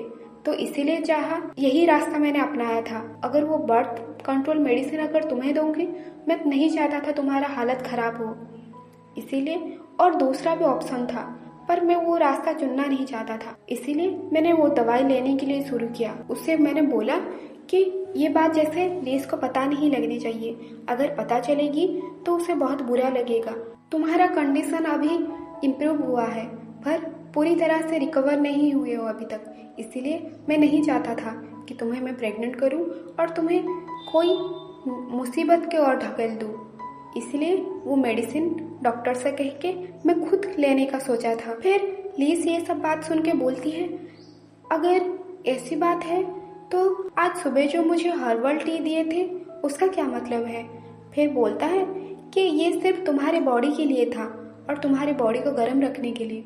ये जब बात सुनती है फिर शॉक हो जाती है और सोचती है कि क्या मैंने इतनी गलतफहमी पाल रखी थी, तो ये बस सिर्फ टी ही थी, नॉर्मल टी। फिर बेलोंड ऑर्डर देता है और इसको सेंट्रल हॉल में लेके चलो और सबको अभी के भी बुलाओ, जो जो एनन किंगडम से आए हैं उन लोगों को सबको बुलाओ और सभी वहाँ पे रहनी चाहिए। फिर वो टैबलेट निकाल के देता है, प्लीज ये लो खाओ टैबलेट। और इधर वो चिड़कों के लिए लड़की सोचता है कि यूरिक ने वो एंटीडोट को कहाँ पे रखा, क्या पॉकेट में रखा था या कोट में रखा था। फिर उसे अच्छी तरह से याद आती है कि उसने तो उसके पैंट पॉकेट में रखा था। और वो इडियट यूरिक अभी तक मेरे साथ कांटेक्ट क्यों नहीं किया, मेरे पास आया क्यों नहीं? ये मेरा भाई है पर कोई काम का नहीं है, एक नंबर का नालायक है। क्या उसे ये भी नहीं पता कि मैं इतने टाइम से यहाँ पे बंदी हो के हूँ? मुझे अभी तक पता भी नहीं चल रहा कि उसने वो दवाई पाया भी कि नहीं। अगर वो दवाई नहीं पाया होगा तो कैसी बात होगी? उसका प्यार करने वाली लीस, ये महारानी, उसके हाथों ही मारा जाएगा। फिर बेलोंड और इन दोनों की तो खैर मुझे तो बहुत ही मजा आएगा।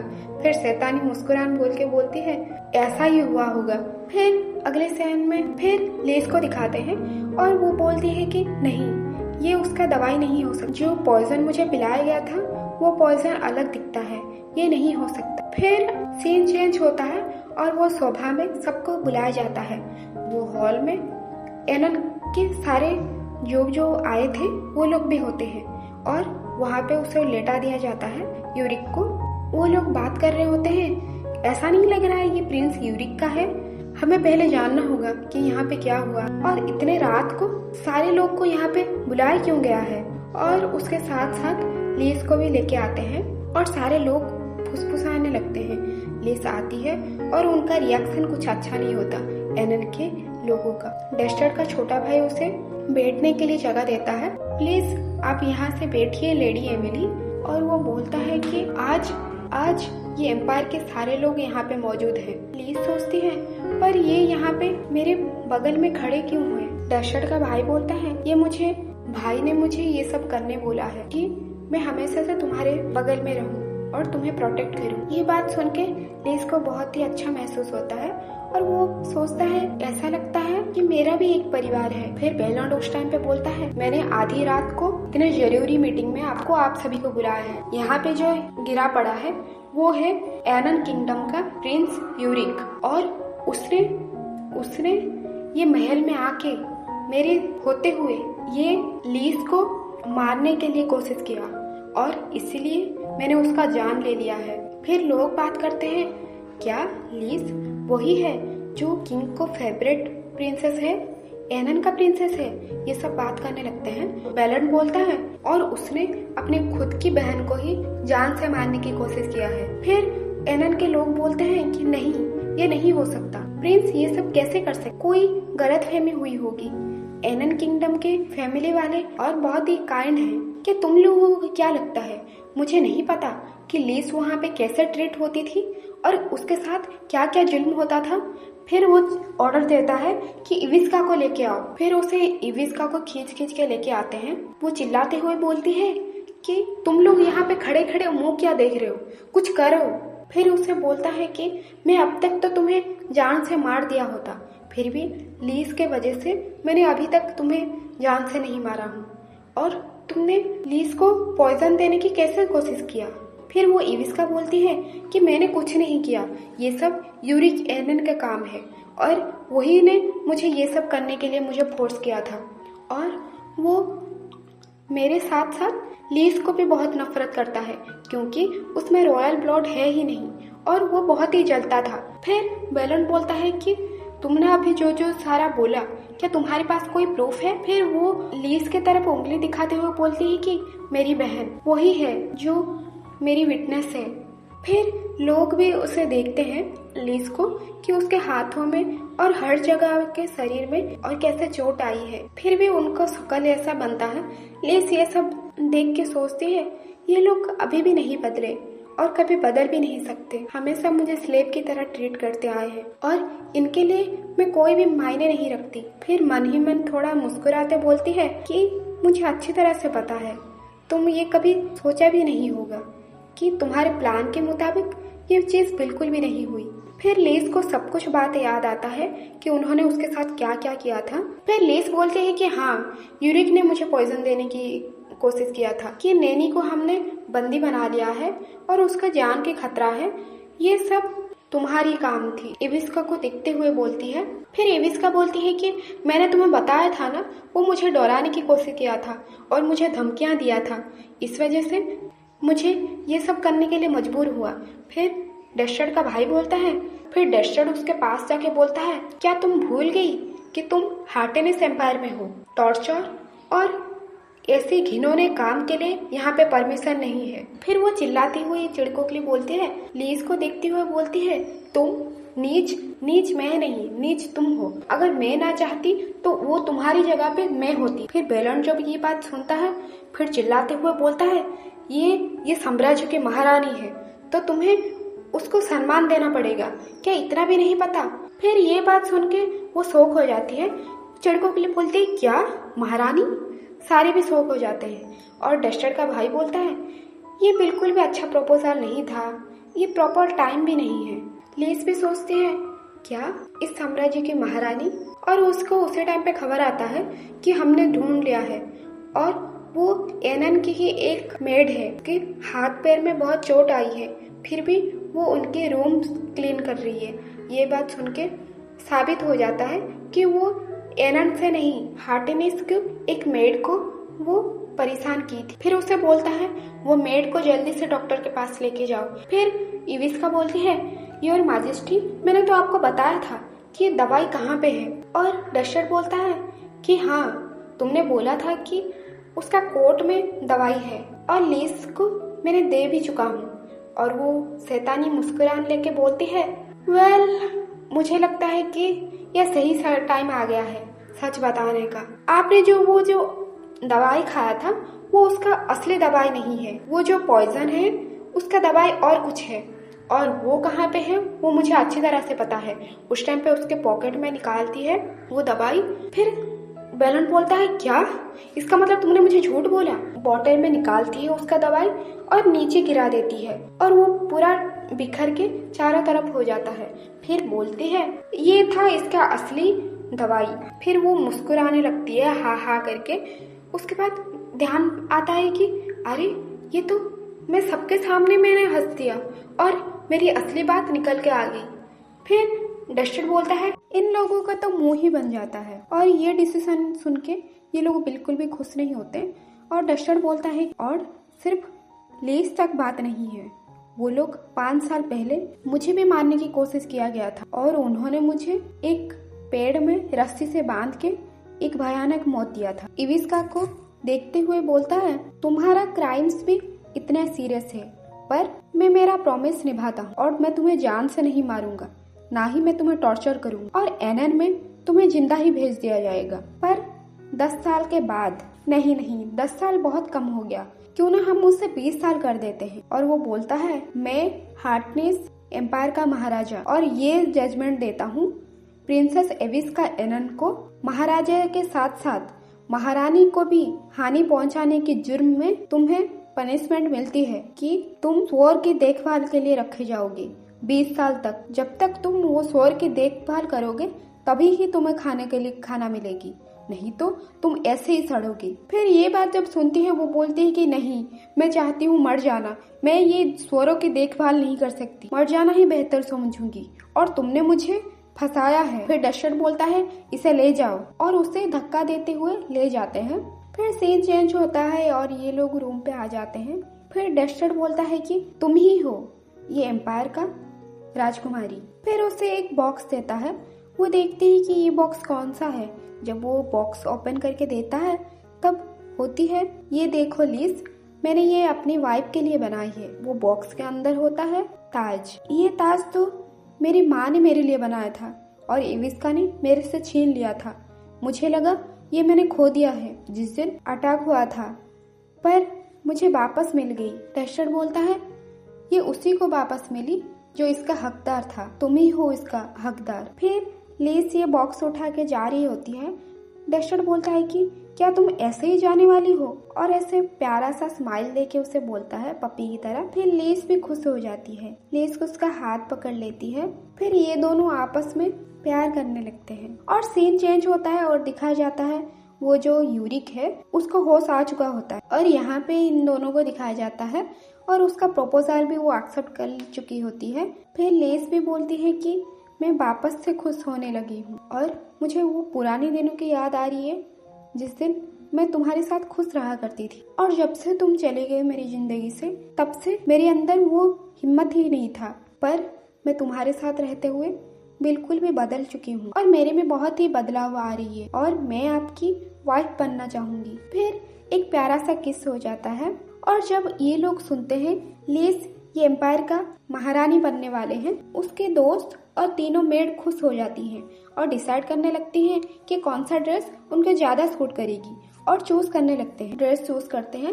लिज देख के उसे बहुत ही अच्छा लगता है और सारे इवेंट के लिए एक नया कपड़े सिलेक्ट होती है और जिस दिन वेडिंग नाइट होगी उस दिन भी खास। उसके बाद उसे चूज करने के लिए बोला जाता है। वो बोलती है कि मुझे ये सब नहीं पता, आप सभी ही डिसाइड करो कि कौन सा अच्छा लगेगी। फिर वो लोग वापस से डिस्कशन करने लग जाते हैं। आपकी सुंदर आंखों में पिंक ड्रेस बहुत अच्छी लगी, नहीं ब्लू कलर की ड्रेस अच्छी लगेगी। इन लोगों का डिस्कशन खत्म ही नहीं होता है और वो बहुत थक जाते हैं। उसके बाद जब सारा खत्म होता है रूम पे सारे चले जाते हैं। वो बहुत ही थक जाती है, सोचती है मैं तो बहुत थक गई, इतने अच्छे कपड़ों में कैसे भला चूज कर सकती हूँ और ये लोग इतने अच्छे हैं, मुझे तो बहुत अच्छा लग रहा। मैं जब स्लेव की तरह जी रही थी तब मैं सोच भी नहीं सकती मैं किस हालत में थी, पर अभी जो मेरे पास जो सब लोग हैं, डस्टर और मेरे प्यारे मेड और मेरा एक दोस्त और मेरा देवर जी भी, इनको पाके मैं बहुत ही खुश हूँ। और इधर यूरिक का होश आके वो आँख खुलता है और सोचता है कि मैं इधर कहाँ हूँ, और जब उसका सीने में जाकर टच करता है तब अच्छे से चेक करता है तो उसमें बैंडेज लगी हुई है और याद आ जाता है कि उसे तलवार उसके सीने में घोंप दिया गई थी। और वो सोचता है कि वो स्लेव डस्टर, मुझे लगा कि वो पानी में गिर के मर चुका होगा। मुझे विश्वास भी नहीं हो रहा कि वो ये साम्राज्य का राजा हो सकता था। फिर उसी टाइम पे डस्टर भी पहुंचता है और बोलता है कि फाइनली तुम जाग ही गए। यूरिक बोलता है कि मैं कहाँ पे हूँ और मैं यहाँ पे ऐसे बंदी होके क्यों हूँ। फिर उसका गार्ड बोलता है कि तुम पागल कुत्ता, तुम्हारी हिम्मत कैसे हुई राजा के साथ ऐसे बात करने की। फिर डस्टर बोलता है कि तुम्हें तो खुद को लकी समझना चाहिए, मैं तो तुम्हें जान से मार देने की चाहता था, पर नहीं, मेरे पास एक बेटर आइडिया था। डस्टर बोलता है कि ये मेरा अंकल का रूम था, मैं उनको टॉर्चर के साथ साथ और जब तक यहाँ पे वो मर नहीं गए तब तक यहाँ पे थे, अब ये जगह तुम्हारी है। यूरिक सोचता है मन ही मन कि मुझे शांत रहना होगा, मुझे पहले इविस्का से मिलना पड़ेगा और वैसे भी एनन की प्रिंस हूँ। और उसके पैरों के नीचे गिर जाता है और बोलता है कि प्लीज मुझे माफ कर दीजिए योर मैजेस्टी, मुझे पता है मैं बहुत गलत किया हूँ। डस्टर बोलता है कि 10 दिन पहले तुमने मेरी वाइफ लीज को भी मारने के लिए कोशिश किया था। डस्टर बोलता है कि तुम मेरी परमिशन के बिना तुम्हारे एनन किंगडम नहीं जा सकते, क्योंकि तुमने जो क्राइम किया है उसका सजा तो तुम्हें भुगतनी ही पड़ेगी और किसी को पता भी नहीं है यूरिक एनन अभी तक जिंदा है। वो लोग सारे देखे हैं तुम मरे पड़े थे, पर उन्हें क्या पता तुम कोमा में थे। और एक बात, और इविस्का अभी स्वरों का देखभाल कर रही है और तुम भी यहीं पे सड़ोगे। फिर ये बोल के वो चला जाता है। फिर वो चिल्लाते हुए यूरिक बोलता है कि मुझे भी स्वरों की देखभाल करना है, मुझे यहाँ पे नहीं रहना। क्या सुन पा रहे हैं मुझे यहाँ पे नहीं रहना, मुझे यहाँ से निकालो। ये चिल्लाता ही रह जाता है पर कोई नहीं सुनता है। सीन चेंज होता है और लीज जाती है डस्टर के पास और नहाने के कमरे में पहुंचती है और वहाँ पे डस्टर होता है पहले से ही। और लीज सोचती है मन ही मन वो बहुत ही थक चुके होंगे और उसे प्यार से देखने लगती है। डस्टर बोलता है प्रिंसेस, अभी अगर आप ऐसे ही मेरे मुंह को घूरते रहोगे तो मैं इसके बदले पैसे चार्ज करूंगा। लीज को याद आ जाती है कि ऐसे पास्ट में भी ये बात सेम डस्टर ने उसे बोला था। फिर लीज बोलती है कि ये तो बहुत पुरानी बात है। फिर वो हंसने लगता है, लीज के हाथ पकड़ता है, पास खींच लाता है और उसे प्यार से किस कर देता है और इनके बीच में वापस से प्यार होना शुरू हो जाता है। और सीन चेंज होता है और यहाँ पे डस्टर का भाई बोल रहा होता है क्योंकि इनका शादी होने वाला है, इसीलिए इनकी एम्पायर के पुराने प्रथा के अनुसार इनको 15 दिन तक इनको अलग रहना होगा, बिना किसी के शकल देखे और बिल्कुल भी मिल नहीं सकते। ये सब सारा समझा रहा है, मेरी नजर हमेशा आप दोनों के ऊपर रहेगी और ये मत सोचना कि मेरी नजरों से आप लोग बच जाओगे। डस्टर मन ही मन सोचता है और लीज के कान में जाके बोलता है, ये बोरिंग चीजें इग्नोर करो, ये बस पुरानी जमाने की फॉर्मेलिटी पूरा करने के लिए है। फिर उसका भाई बोलता है तुम लोगों को बोली थी ना साथ नहीं रहना चाहिए, तुम कान में क्या फुसफुसा रहे हो। फिर लीज बोलती है कि जैसा पुराने से चलती आई है वैसा ही होगी। और वेडिंग डे पास आ रहा होता है और उसे पहले से ही उसे सब कुछ सीखना पड़ता है। फिर लीज बहुत ही थक जाती है, सोचती है कि ये तो बहुत सारा काम करना पड़ता है और मुझे बैलोन की याद भी आने लग गई। अगर सिर्फ मुझे शादी के दिन के लिए ही मुझे इतना काम अगर करना पड़ रहा है। खैर मैंने बहुत अच्छे से प्रैक्टिस कर लिया है, मुझे विश्वास भी नहीं हो रहा। वो दिन फाइनली पहुंच ही गया और वो अपना रूम के अंदर जाती है और उसी टाइम पे एक हाथ आता है। वो बहुत ही घबरा जाती है, फिर सोचती है कि क्या ये मेरे पे अटैक हो रहा है, मुझे शांत रहना होगा और बैलोन ने मुझे जो चीज करने के लिए बोला है मुझे वो प्लान अप्लाई करना पड़ेगा। और उसके कोहनी से उसको मारता है, उसके बाद भी कुछ नहीं कर पाती।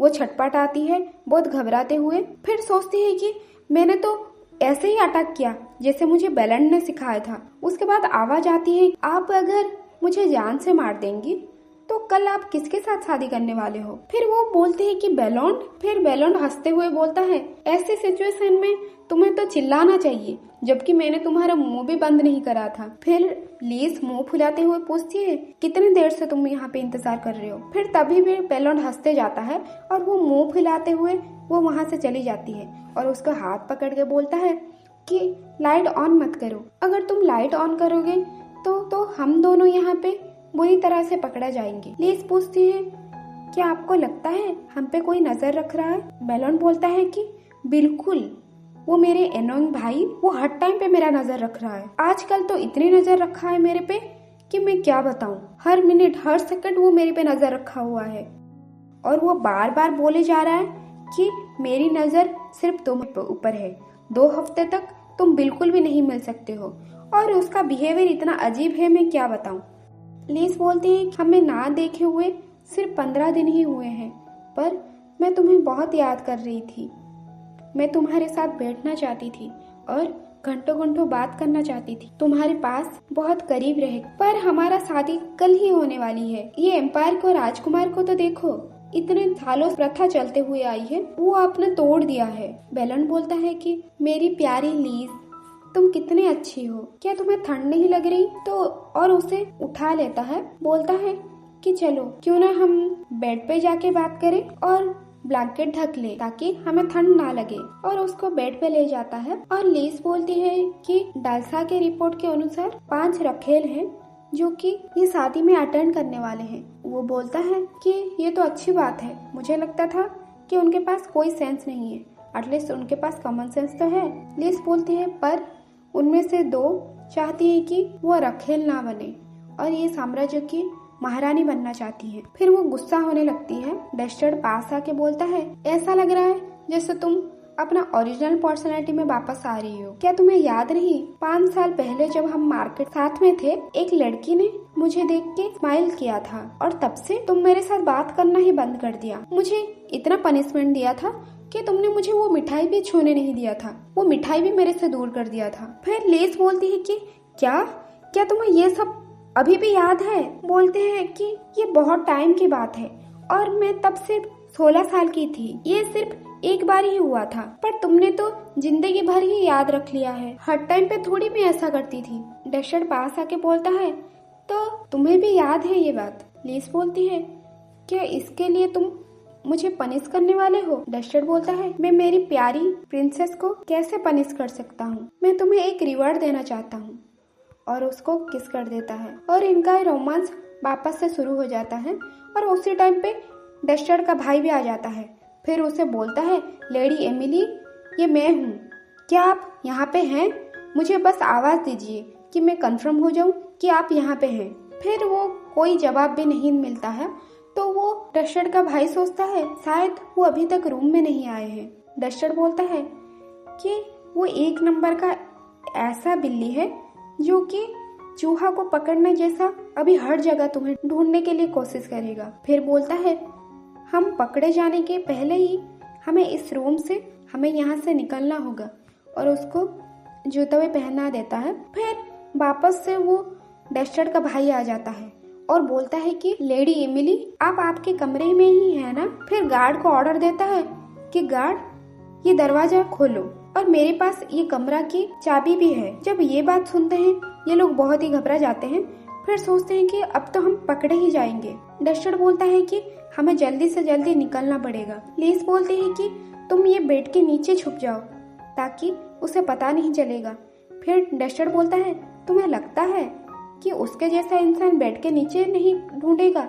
वो तो सबसे पहले बेड के नीचे ही ढूंढेगा। फिर उसे भगा के ले जाता है और खिड़की के बालकोनी से वो जंप कर लेता है। लीज बोलती है कि ऐसा मत कहो, मैं जंप नहीं कर सकती। फिर तब तक डस्टर जंप कर भी चुका होता है और नीचे से बोलता है, मेरे पे विश्वास रखो और यहाँ से कूद जाओ, मैं तुम्हें पकड़ लूंगा। जल्दी करो लीज, तुम जब 16 साल की थी तब तो तुम बहुत से ऐसे पेड़ों में चढ़ जाती थी और तुम में बहुत हिम्मत था, पर अभी क्या हुआ? लीज बोलती है कि वो बस पेड़ थे और इतना ऊंचा नहीं थी जितना तुम अभी मुझे यहाँ से कूदने बोल रहे हो।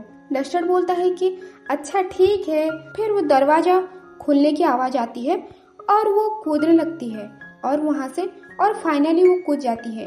कूदने के बाद वो एक रोमांटिक सा मोमेंट होता है और उसका बैलून पकड़ भी लेता है और ये दोनों हक कर लेते हैं। फिर अंदर जब आता है, ढूंढता है डस्टर का भाई, तो वहाँ पे एमिली मिलती ही नहीं और ये दोनों भाग के और बगीचे में आ जाते हैं। फिर डस्टर बोलता है, क्या तुमने सुना उसकी आवाज कैसी थी? वो मेरा भाई जब तक शादी नहीं हुआ तब तक परेशान ही किया जा रहा है, अब तो महारानी के रूम में भी वो देखने के लिए आ गया। चेक। और लीज को ये सब करते हुए बहुत ही अच्छा फील होता है और वो मन ही मन सोचती है, ये इंसान को ऐसा फील होता है, मैं एक सुंदर सा सपनों में जी रही हूँ, क्या ये सपना है? जब आंखें खुलते हैं कि नहीं, ये सपना नहीं है। डस्टर बोलता है लीज, और उसके बाद बताने लगती है। वो बोलती है कि मुझे अचानक से घबराहट हो जाती है और मैं बिल्कुल खुश नहीं रह पाती थी, पर अभी इस टाइम में मैं जैसा फील कर रही हूँ ऐसा लगता है अंधेरा रूम में भी प्रिंसेस तुम एक रोशनी की तरह हो। डस्टर बोलता है कि मैं हमेशा तुम्हारे साथ रहूंगा। और फाइनली इन दोनों की शादी हो जाता है। वहाँ पे दोनों शपथ लेते हैं, मैं बेलोंड हार्टेनिस और मेरी प्यारी लीस को जिंदगी भर के लिए उसे प्यार करूंगा। गॉड करे कि ये एम्पायर को हमेशा ऐसे प्रोटेक्ट। फिर सारे मेड भी बहुत खुश हो जाते हैं और सोचते हैं कि ये पहला है जो मैंने राजकुमार को ऐसे स्माइल करते हुए देखा है। इससे पहले मैंने कभी नहीं देखा था। और लेडी लीस को धन्यवाद करना चाहिए कि वही वो इंसान है जो राजकुमार बेलेंड के जिंदगी में प्यार भर पाए। और जब इन दोनों की शादी हो गई तब से सारे रखेल भी ये महल छोड़ के चले गए। और सीन चेंज होता है और दिखाया जाता है कि सोयर की टट्टी साफ करते हुए एविस्का को, और एक गुस्से में एक सोर तो उसका कपड़ा को खींचने लगता है और उसको लात मारती है। और वो सोर भी बहुत गुस्सा हो जाता है ये सोरनी के ऊपर और उसको धक्का देके नीचे भी गिरा देता है। एविस्का बोलती है कि तुम इतने गंदे प्लेस में रहने वाले मुझ पे अटैक किया, अब देखना तुम्हारे साथ क्या होता है। फिर वहाँ से पीछे लड़कियां आती हैं और बोलती हैं कि तुम्हें कितना टाइम लगेगा, तुम्हें अच्छे से बोला है ना कि सोरों को अच्छे से पानी पिलाओ, क्या तुम ऐसे ही बैठी रहोगी, क्या तुम्हारे पास कोई काम धंधा नहीं है। और वो उठ के जाती है। वो लड़कियां बोलती हैं तुम तो सॉरी भी नहीं कह रहे हो, तुम इतना क्रूएल कैसे हो सकती हो, तुम जानवरों के साथ भी ऐसा ट्रीट करते हो, ये तो तुम्हारे साथ होना चाहिए। फिर और एक मेड आती है और बोलती है कि महाराज ने बोला है कि आज बहुत ही अच्छा खाना मिलेगा, हम सभी को बुलाए हैं। फिर दूसरी मेड बोलती है कि ओ कितने अच्छे हैं, वो हमारे बारे में भी सोचते हैं। जब ये बात सुनती है एविस्का, क्या मैं भी आप लोगों के साथ जा सकती हूँ। फिर उसको दोनों ऐसे घूरते हैं, उसका मजाक उड़ाते हुए बोलते हैं तुम्हें अपने औकात में रहना चाहिए, तुम एनिमल्स को तो अच्छा ट्रीट नहीं करती और तुम्हें कौन अच्छे से ट्रीट करेगा, तुम सिर्फ सोरों की देखभाल करने के लिए लायक हो। और ये कह के वो दोनों चली जाती हैं। और ये बात सुन के वो पता नहीं चिड़कोकली रोने लग जाती है और अपना और सर को पकड़ लेती है। और सीन चेंज होती है और हमारी प्रिंसेस बहुत ही अच्छे से तैयार हो जाती है। वो बहुत ही सुंदर दिख रही होती है और उनका वेडिंग नाइट भी होती है। और इन दोनों के बीच में एक प्यारा सा मोमेंट और रोमांस भी हो जाता है। और उसके बाद का सीन दिखाया जाता है कि बेलोंड एक लेटर पढ़ रहा होता है। लीस भी पास होती है।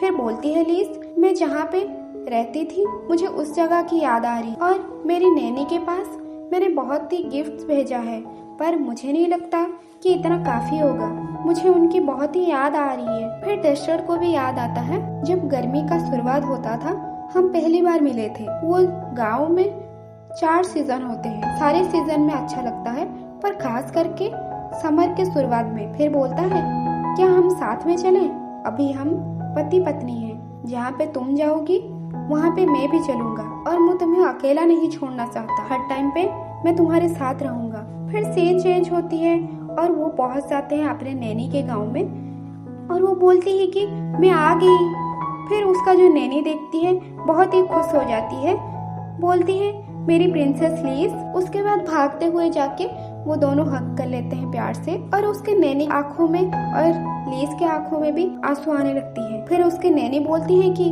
मुझे थोड़ा मेरी प्रिंसेस को देखने दो, मैं उसे जी भर के देखना चाहती हूँ, मुझे तुम्हारी चिंता बहुत ही हो रही थी, पर आज देखो तुम अभी बड़ी हो चुकी हो, 22 साल की हो चुकी हो और उसके साथ साथ तुम एक प्रिंसेस भी हो। फिर वो कोचमैन आ जाता है, फिर बोलता है कि वो सिर्फ प्रिंसेस नहीं है, वो एक महारानी बन चुकी है, घर के अंदर आओ, तुम कैसे एक खास मेहमान को तुम बाहर खड़े करके रख सकते हो।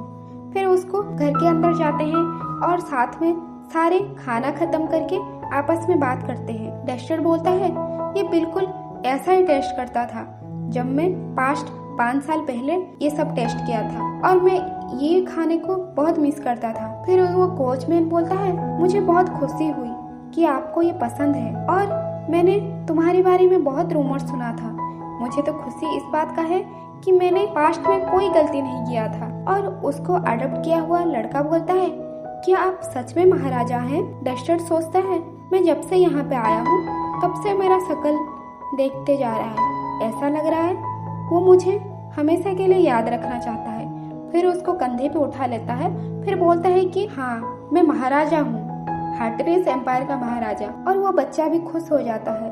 और ये सब लीज भी देख रही होती है। नैनी की और लीज की बात चल रही होती है।